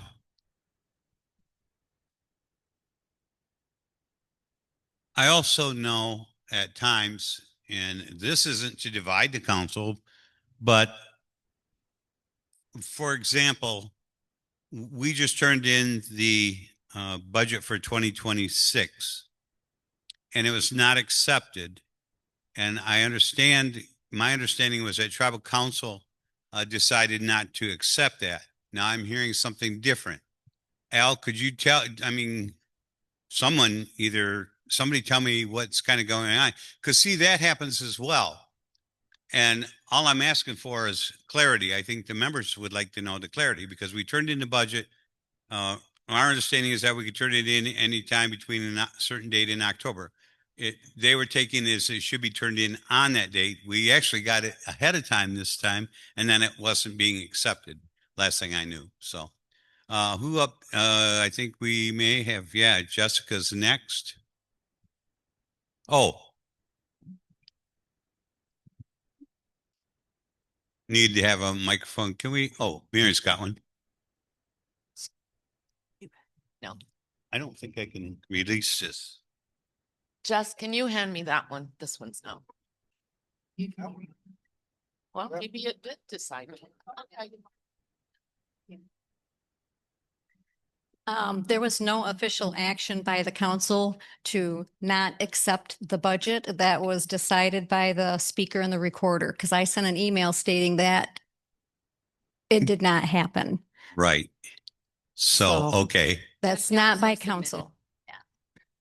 I also submitted the same response that there was no official action of council to approve or disapprove of it. Right. You know, so I don't know why it ended up back to you without any official action, because council can only act by motion, resolution, or ordinance, period. Right. It's even like some of this other stuff that's going on. It's like something's going on behind our back and all of a sudden something's submitted or we don't even know what's happening, whether it be a contract or an audit or whatever. We have no idea. The day we found out about that enrollment audit with those individuals was this reason you sent us the email. Otherwise, we would have had no knowledge this was going on behind the scenes. See, and that's frustrating on my part because People knew, but we didn't. yeah, sometimes I include tribal council as whole because it looks like it's not getting through. And then I do hear that that's the first that you'd heard of it. So thank you. Jessica, I guess we're back. Bojo, Jessica Steinberg. Oh. You have one. Okay, Yeah, good. it works. Jessica Steinberg, tribal citizen registration number 0148. How many of you all in this room feel like you're powerless against what's happening? Well, you're not. I was looking around the room to see who might have brought a copy of the Constitution with them. So if you open up the Constitution to Article 10, resignation, recall, or removal of elected officials. Section 2, recall. The registered voters of the tribe shall have the right to recall the tribal ogama, any member of tribal council, a tribal judge or appellate judge, by filing a recall petition with the election board. You're not powerless. Not by a long shot. The petition must be signed by at least 25% of the registered voters of the tribe. You know what? That's less than a quorum required for the citizens meeting. So just to show you how much that is, I'm kind of a little nerd. Last spring, I wrote down the numbers of registered voters. At the spring meeting, the election board reported there were 1,242 registered voters in our tribe. So 25% of the registered voters, if my math is correct, and I did it with a calculator, is 310.5. So we round that up. It's 311 people. 311 people. If you don't like what your elected officials are doing, oh, and by the way, this doesn't say you have to recall them only under certain circumstances. It just says you can recall them. It's not like when you're having a council removal and they have to find moral turpitude and all of that other stuff. This just says you have to sign the petition. You don't like them. You want them gone. You don't like what they're doing. You don't agree with it. You sign the petition. The election board holds a meeting. And the majority gets to vote. But it's the signatures on the line that always trip people up. How do I know this? Because we couldn't get 140 signatures from tribal elders to move issues forward for a special meeting. And why is that? Pretty simple. Retribution. We all know it, right? Retribution. Pretty simple. But you're not powerless, and you shouldn't fear retribution, because if 311 people tomorrow sign a petition to recall counselors, mind you, they all have to be separate recall petitions. Guess what? You're going to get your chance. The sad part for me last year was, of the 1,242 registered voters we had, 154 showed up at our meeting, at the quorum call. That's 12%. Now, if you believe that you want to take an action and it requires 30%, we're going to have 370 bodies in the room. Registered voter bodies in this room to make a motion from the floor. Keeping in mind, we can't change the budget, can't do anything financial. There are some restrictions, codicils and all that stuff. But it's up to us. It's not up to 9 council members or the OGMA. It's up to us. So how serious are you? Are you serious about your government? Do you want to make change? Because if you do, that's one way to start. Put their name on a petition.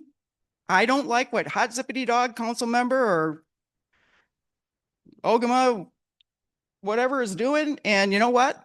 311 signatures later, as long as they're verified, certified, registered voters, and you got yourself an election to recall them. You're not powerless at all. So thank you. Thank you, Jessica. Hello, my name is James Green, tribal member 3760. Israel, you said exactly what I've been saying all along for a long time, coming in and out of here. What happened to the heart of this tribe? What happened to the love? There was a small display of exactly what I've been talking about. You're damaging your own people. This needs to stop. Either you work together or you get the hell on. Because we ain't got time for that. Our survival depends on your intelligence and your behavior. Are you out to help the tribe? Or are you out to help yourself? The bottom line is, if you can't cut it, move on. Let somebody else sit down in that seat, because we have people who are qualified. If you're not going to do the right thing, move on. This display, no matter where it comes from or where it's going, I don't care. I need for it to stop. That's what I want. This fighting amongst ourselves is enough. People, I've been sitting on the sidelines long enough, and if you ain't going to do the right thing, people like me are going to step up. Enough is enough. Do what's right for this tribe or move the hell on. I've been understanding that certain people, I won't say who they are, have been trying to sabotage this tribe just so they can do away with this tribe to force us to join another tribe. To hell with that. I belong here. If they want to quit their tribe and join us, fine. But we ain't quitting here. You either bring the love back or move the hell on. That's all I got to say. And thank you, Israel. Thank you, James. We're getting on to about 18 minutes to 8, and we can keep going. I have no problem. I'll keep taking information. And again, by the way, Al, I believe it might be 3 times. So you may be correct there, but I think they told us about 14 million. That was the point of the issue. So I'll stand corrected on saying 4 or 5. Anything else? I mean, we keep going, like I say. I I think everybody's feeling a frustration, and I also see what Jessica's saying. The problem is just like with the forms that Michelle's trying to get, the forms aren't in place. I remember I tried to get an initiative going, and I'm not blaming anybody here, but they when I asked to start an initiative because it said how you do it, and when I called, they said, "Oh well, we don't even have a form for it." And it's like, okay, should we not have those forms ready for something like that? And if we're asking for a recall, should that information be very available to our tribal members to do that if that's what they want to do?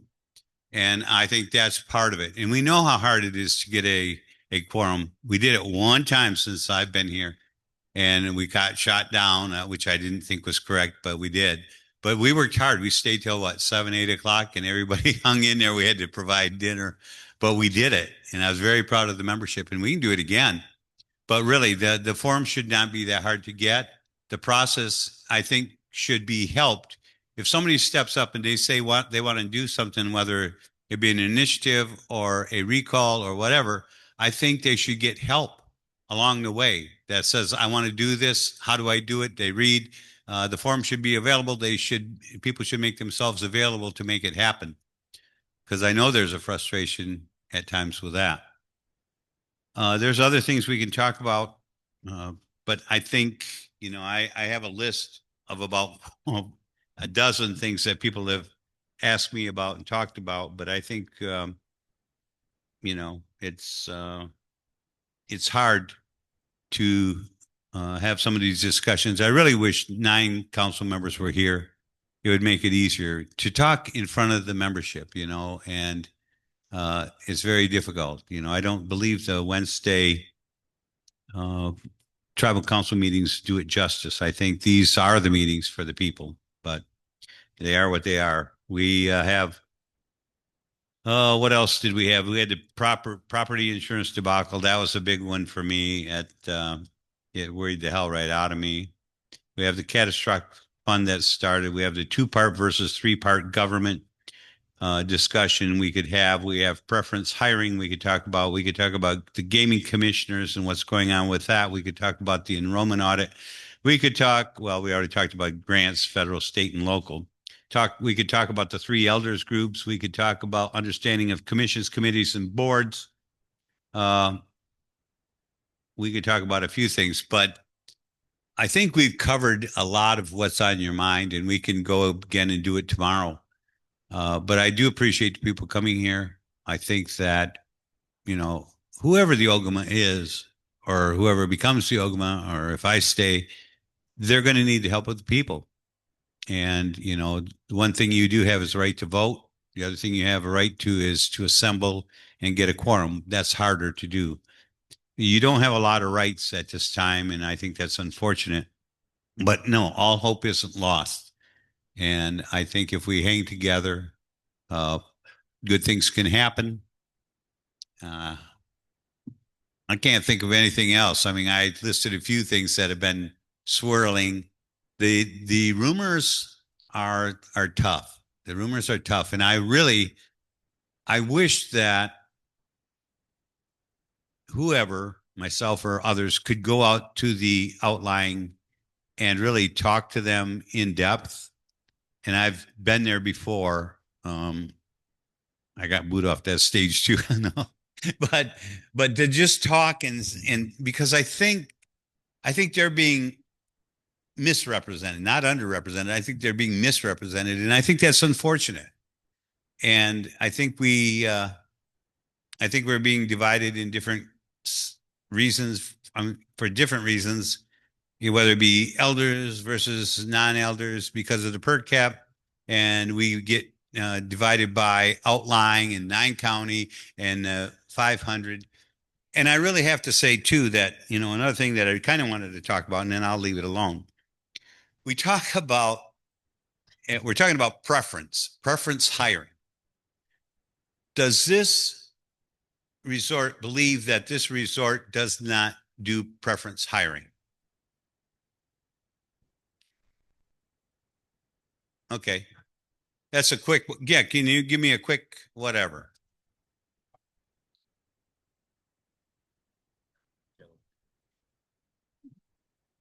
We absolutely follow the preference law here, 100%. We don't deviate from it. We know that the purpose for this resort was one of the primary reasons it was created is for employing our tribal citizens. Here's the unfortunate statistic. We hover about 25% tribal preference employment, and we have since the inception of this resort. That's because most people don't want to give up where they're at, relocate, or come to work here. And so unfortunately, it's difficult to employ tribal citizens. The other issue that we run into, and I do career development here, and Joe used to work with me and some other folks.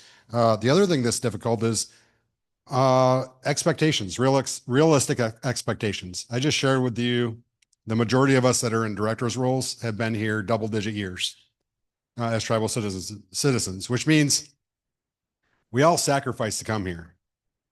Relocated, gave up our job, came here and started, most of us in entry-level supervisory positions. And we stuck it out and worked here. A lot of times we take applications and people go, well, I want to be a director or I want to be a manager day one. And unfortunately, it's not how it works. This industry is a unique industry. And while management skills are applicable across the board, no matter what field you're in, the intricacies of just what you have to do here is a little bit different than outside of here. The other thing we have no control over, and I want to make this very clear, which is why I asked the follow-up question earlier, not to shame anybody, but we don't control gaming licensure. That's not on our side of the road. We make offers of employment. If they can meet the suitability and get the license, then they're employable. If they can't obtain the license, there's nothing we can do about that. And so when we get people inside the organization, we do our absolute best. We have a vested interest. In fact, Charmaine Stone, who's the interim AGM, is now the 4th tribal citizen that has sat in that general manager seat through tribal member development programs. There are several directors sitting in their seats in this organization because of tribal member development programs. Several managers, what you guys don't know and you might not be aware of, while 25% of our population is preference employment, what should really show you what this is all about, 50% of our management team members in this organization are tribal citizens or preference employment. That's a great statistic. What that tells you is we're making growth happen where we can. When we get the talent in the door, we develop them. And that's what you should measure us by. But listen, numbers are great. You could have 500 tribal citizens working here, but if they're not leading your organization in meaningful roles, does that really make a difference? And so I'm proud that we boast that 50% management employment here across the board. And we need to thank our board members, former GMs and some of our council folks, the Ogema's office, because you guys have supported those tribal member development programs from day one, and they're making a difference. So we're proud of all of our tribal citizens that are working here.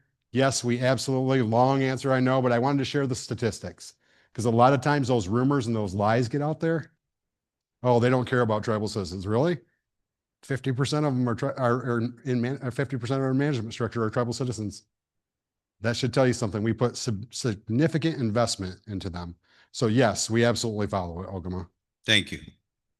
And yes, please.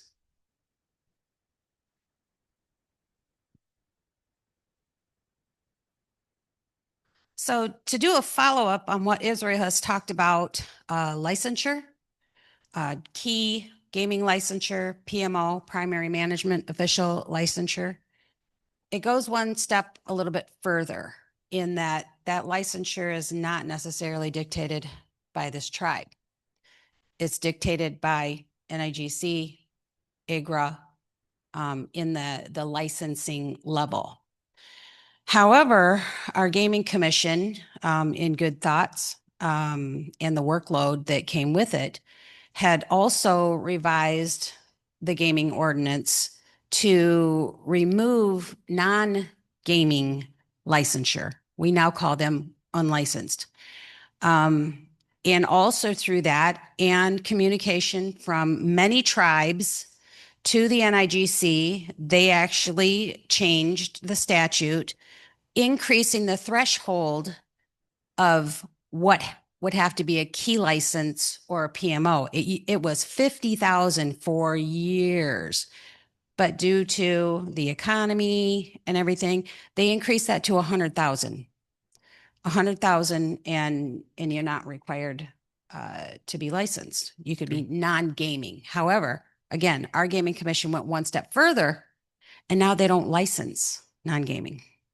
So that in itself is an incentive to give a hand up to our tribal members and our preference to come and aspire in what they want to do. So thank you, Israel, for Thank bringing you. that up. I just wanted to elaborate on that. I appreciate that. I think we have Ken at the microphone up there, and then we can come back down here. Just one question, Larry. Yeah. Since you've been Ogima, how much land on ancestral land here has been put in trust? Quite a significant amount of land has been put into trust. I can't give you the acreage, but we've been working on it for years. We have like Kettle Hole and all those. We've put a lot of land in trust over the years. We're over 5,000 acres in trust now. I know it's significant. Yes. That's a small amount, what we could have had. That's all I gotta say. But I'd like to see that, where do I get that findings? Where we got land and when the last time it was put in trust? Actually, I think that either Steve Parsons or maybe even our commerce may be able to track that down. Yeah, it's also in the Federal Register. That might be a little harder, but yeah. Israel, I wasn't talking to you. Excuse me, don't be disrespectful again. It never ends sometimes. Well, that's a hard one to follow. I'll be respectful. Thank you. A couple of comments that I wanted to make. First, I wanted to speak to what Israel stated, and I know that I've said this before in public forums, but we really don't look at utilizing maybe our whole membership in ways of employment via remote work or hybrid so that we can get more remote workers in. I would really challenge both the government and the casino into looking outside of the box and trying to see ways that we can utilize the talent that we have all over the country, right? So I'll leave that there for that. But the second thing I really want, the reason why I came up, outlying is stated so often, right? And it feels almost like it's a slam. It's in the same way that certain people refer to those members in this area as Manistee 500, which is a slur to me. I consider that a slur. And it really feels like we're using outlying in the same way. So I would really like to see our leadership, all of our leadership, really try to find ways to bring us all together a little bit more, stop using terms that divide us, and maybe try. I really feel like personally, I know there are some council members that are listening to this right now and are yelling at the screen because they don't want to hear me say this. They feel like I have this kumbaya attitude. I don't feel like it is. I am outlying. My whole family is outlying. We care about this area and we want to feel cared about too. We just want to feel the unity, and we would really like to see the outlying verbiage maybe not feel so much like a slur. Does that make sense? It makes sense, but you know, I have to say, the 500 is not listed in the Constitution. Outlying is. Right. I think it's the That's intention. That's what they're called. That's It's the how way- we vote. And you did stay, and I really appreciated that, where you said something about trying to get to the outline more and trying to build us all together a little bit more in that way, right? Right. These membership meetings are so important for two reasons: family and quorum. We can make quorum if we can get as many people here as possible. That includes the outline, everybody. You want to get to that number? We need to bring the outline in. We need to make them feel invested in what's going on here. One of the areas that we could do that is opening up rooms, coming up with a program to utilize maybe a coupon, 2 coupons a year. Something, I know Lee and I have talked a lot about this, having council come up with a program that sustains and initiates, like bringing the outline in. It doesn't have to be that the discount is lowered. While we do appreciate the discount at $100 a night is not enough for a lot of the outline to come in for this membership meeting, that all they hear is that it's a dog and pony show, that they're not wanted here, that it's not something that is important. It is important. It's important to all of us. And we're never going to get advanced. We're never going to go into the future the way we really should be until we all come together and the outline is also included. Thank Does you. it- And could I ask a question? of course you can. Seriously. Okay, so if we don't refer to outline, then we probably should. So I'm not saying that you shouldn't refer to outline. I'm just saying that sometimes it feels not so good. The outline, yeah, sure. Of course, it's a block of people, right? That's outside of the 9 counties. I get that. But not all of the outline follows a certain group or a Right. certain number of council members, right? Right. Yeah, and I do think that if all council, personally, if all council members were to vote for, I mean, all people were to vote for all council members might get rid of that stigma as well. I think it's possible. But, Maybe, you know. I'm not sure. I really don't know. I've had some conversations with some people in this room about that very topic. Sure. And I'm not sure where I fall. I know that there was a group of people who worked really hard to bring that to the outline, right? So I don't know if it's something that we should do away with, or we should just try to come together as one people and then make sure that we're all taken care of, Sure. right? Yeah, I don't think that's a bad idea. And like you say, council might be able to affect something there too. So, Yeah. thank you. So thank you. Yeah. And Frank, Maybe bringing up the rear. Hi, I'm Frank Beaver. I work for the Tribal Natural Resources Department. I'm not a Little River citizen. I'm a Grand Traverse Band member, so I hope you won't hold that against me this evening. But if we're asking about maps, right, in our department here, please give us a call about what's in trust or not in trust, or where those parcels are, or what our fishing access points are, or things of that nature. We keep that for our staff, and we turn those out with our regulation books, but they might have other applications for what's in trust and what's not where they are. So I thought I would offer that. Thank you, sir. no, I thank you. And we are at 8 o'clock, and we can keep going if you'd like. I would like to just follow up a little bit on the preference. Oh, we have somebody at the mic. Let's take somebody at the mic and hello. Hi, Maria Mezzo, tribal member 5242. Yes. Now, is this recall petition actually going to happen tomorrow? Or are we just talking about it happening tomorrow? I have no clue. I don't know. I guess I don't know. I guess I don't know. I don't know. Did she leave? Yeah, and So it's not so happening. yeah, I think we were just talking about recall in general as to how it goes about and how, if you have the powers, what powers do you have? And one of them was recall being mentioned, but more So it's other than not that, I happening. don't know. Explaining how y'all have. Right.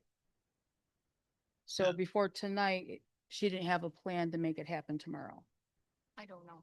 Oh, That we don't know. I think I've heard that that's a possibility. I also heard the possibility that they were going to someone was going to come in and terminate all the directors tonight at midnight. Well, I know that's not going to happen because they figured that I was going to resign tonight, and I never said I was resigning tonight or today. I said I was going to consider and give the answer tomorrow.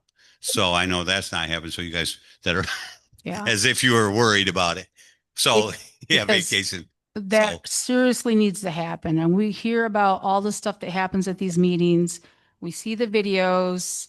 I'm terrible with names. I just recently watched the video and unfortunately he moved again. So I don't know if he's sitting somewhere else or if he left. Watch the video of him. And I'm sure this is probably working hours. Flipping Gary off at work. You know, that's ridiculous. Right. I don't know how many times he stuck his middle finger up at him. That's just ridiculous. You know, and I attended one meeting. Unfortunately, I was off on medical with cancer and I was able to attend one meeting. You're doing good. And I am. Thank you. And I sat up front so I could watch everybody. I wanted to see with my own eyes what happens at these meetings. Well, unfortunately, not a lot happened that day. I was there, but I was watching Crampton. The whole time he's on his phone, anybody else talking, rolling his eyes, making faces. I should have videotaped him. That was so uncalled for and just ridiculous. This is a serious position that you're in. You're not supposed to be sitting there rolling your eyes and making faces and on your phone. The whole time, my eyes were on him watching him because he's the worst one out of the bunch. Worst one. He's got to go. This recall petition has to happen. Has to happen. You let me know how to get it going. I seriously was hoping that she was saying this was going to happen tomorrow so we could get it going with all of us being here. You know, we have fall membership meetings, spring membership. I don't know how many times I look up on that stage. There's too many empty seats up there. Twice a year. Twice a year, show up. You run your mouth this way behind the scenes. Anytime I've ever attended a membership meeting, and if Crampton was here, he didn't know the answer. Instead, he turns into this bully and throws you off in a different direction to get away from answering the question because he doesn't know. He's nothing but a bully. Thank you. Thank you, Rhea. Glad to hear the update. Kathy Gibson, 0352. Can I ask how many people that are here, fellow citizens, tribal ID numbers that are 1,000 or below? If you would raise your hand. 1,000 or below. The reason I asked that question is because personally, I'm getting tired of hearing the 500 or the 1,000. Do people understand what those 1,000 or 500 people did? When the lands claims money came about, the 500 to 1,000 tribal citizens, I'm 0352, you've seen the number of hands. What we did is we gave 20% of our money back to the tribe because that's how much this tribe meant to us. So when people say, oh, the 500, you should be thanking the 500 to 1,000 to continue to have this tribe, not that we are being catered to. What did we do? We cared enough about our tribe to let it continue.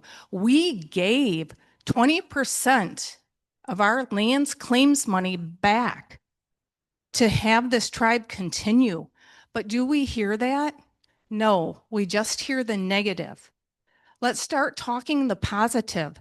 And let's not label us as outlying. And I understand we have to be for certain reasons.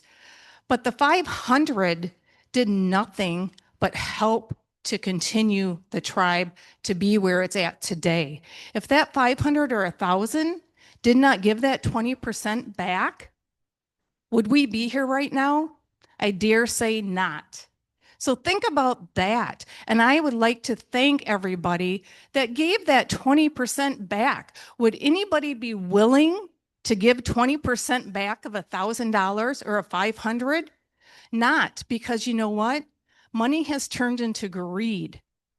I sat on tribal council eons ago for 15, 20 years. Guess what? Connie was there. There were a lot of us that were there. We got paid zero. You know why we got paid zero? Because we love our tribe. That's what we wanted to do. But right now, that is not what's happening. Oh, sorry, I'm being corrected. See, I'm just outspoken because it's 80%. We gave 80% of our money back. How many people would do that? How many people are getting their $1,000 per cap that we just got if you're an elder?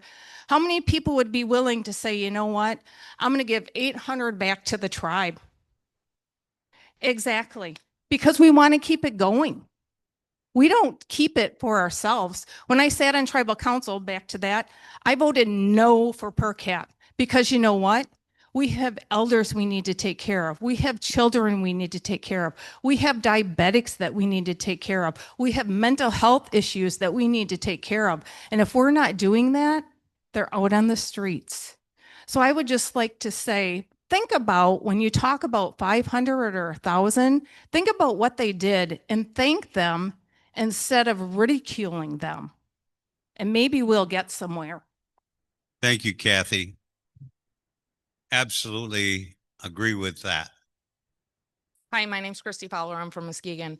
Hi, I Christy. I would like to take thanks. I would like to say thank you to all the 500 and 1,000, but we wouldn't have all this if it wasn't for the rest of us. We took in a lot of federal money for all this too, you know, so our heads are about, I'm sorry that you gave up some of your land. We didn't have that opportunity, but we're still here and we're still a part of this tribe. And for as far as the preference stuff, that may happen in the casino, but it doesn't happen for the clinic. I've been a general manager for a lot of places for 25 years. I've made great money. I came to the clinic. I can barely answer the phones for us. They took that away from me. They wrote me up. They've stepped all over me. They stabbed me in the back. So preference may be different in the casino, but it's not for the clinic. Thank you. Thank you, Christy. Okay, Delia Pink, tribal number 3535. The lady that spoke before her, she mentioned the money, about the money that was given back. My family, I have 16 uncles and aunties. I have 54 first cousins. So we could probably outvote anything if we wanted to. But when the money was distributed the first time, our family did not get a dime, not one tribal member. What we got was, back to what I said earlier, we got disenrolled. We was disenrolled and we had to go to tribal court not once, but twice. And still to this day, we never got any of that money that was first given out to all the tribal members. That's a problem. We're not all being treated the same, even though we're the same. So we need to sit back and remember where we came from, know our bloodline, and think of what our ancestors would say with all of this that's going on. You mistreating people. I'm not sure why, and I'm not sure who else got disenrolled along with my family. But when we came up here before we got disenrolled, I met one tribal member. He had one sister, and they was disenrolled as well. He didn't have the amount of cousins that I have, which was 54, that paid for a lawyer, that paid for a DNA, that paid to have my grandmother,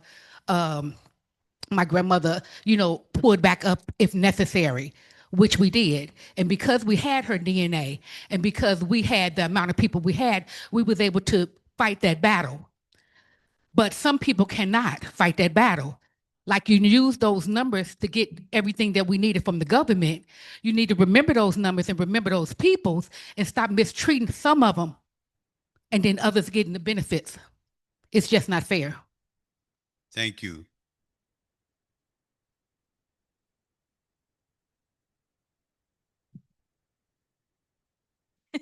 You're funny, Israel. So, I'm going to let you know this. I have submitted recall paperwork for 5 tribal council members. It is in the works. So if the election board approves that we can, that I can circulate petition, I'm counting on you guys to back me up and I'll get those signatures and we could hopefully have a recall. So it's in the works. Thank you, Michelle.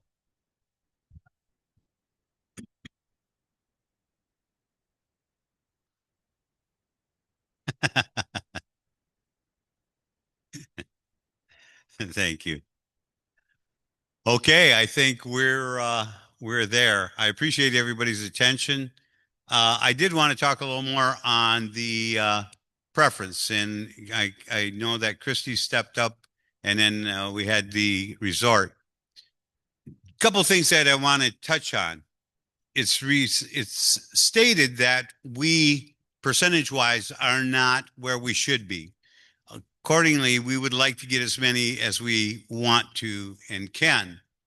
But sometimes we're compared with bigger tribes, for example, the Navajo, where they have 30,000 members within a 60-mile radius. We don't have that. And I compare with other tribes of Michigan, and the other tribes of Michigan are not much different than what we are. This 25% tile is pretty average. Now, the other thing I want to address too is when we talk about preference, and I didn't write the preference policy. The preference policy is what it is.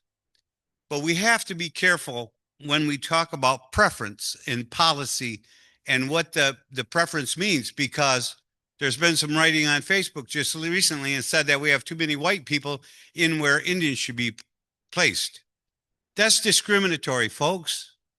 That's very discriminatory. And it happens all the time. Do we know that some of our preference are white people?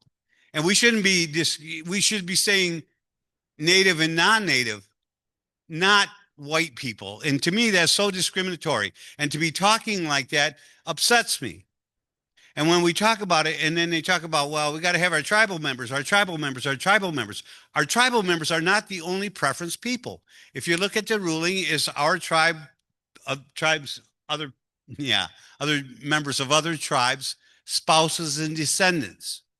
Are they assuming that all tribal people should be marrying native people? Is that what they're trying to say? Because that doesn't happen. It hasn't happened in years. And so I think it's very discriminatory to put it in that context. I absolutely do.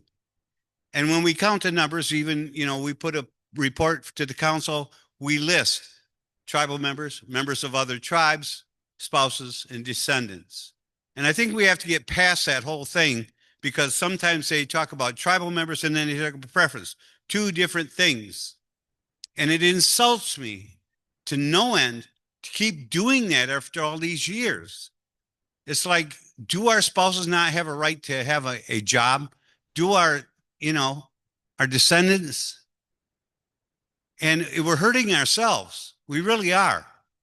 And our numbers are there. Now, if other people believe they're not getting the preferences being followed, that's their right. And they can say what they want to, and I would be more than happy to address it. But let's really call it is what it is. And that's what we're trying to do. And I also want to talk about 2-part and 3-part governments, but I won't go there either because it's 8 o'clock. But I want people to know that I totally disagree with that thought that we keep non-native, I'll call them non-natives, in a job for 10, 15, 20 years. So what? They're working for, and that's the other thing. They talk about the 500 and they get all the jobs. That's because they were here first, because they worked their butt off, because they, and if they happen to work well and they're here for 15 years, where's the problem, folks? Where's the problem? So I'll leave it at that. I think the EDC wants to say a few things and have your attention. You can say one thing on the end of that, and then we're going to wrap it up. Amen.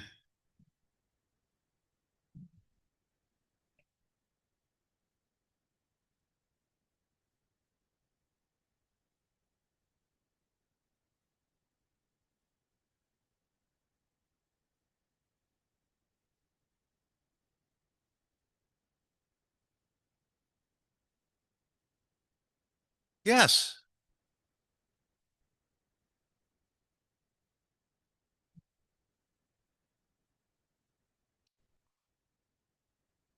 Yes.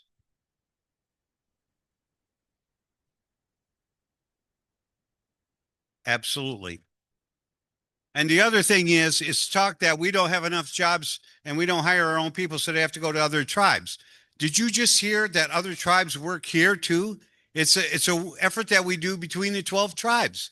We just saw Frank Beaver, who works, apologize for being from Grand Traverse. But we have that all the time. We have our members to their tribes. They have their members to our tribes. What's wrong with that? Nothing. Thank you very much. I'm going to let Tyler and I think Tyler and Brittany come up. And if you want to give them their attention, they would appreciate it. I asked them to cut it short. I'm going to be stepping out and stepping away. Thanks, everyone. We'll see you tomorrow. Hang in there. Well, yeah, easy for me to say. Oops. I'm going to pull this plug. I'm pulling the plug.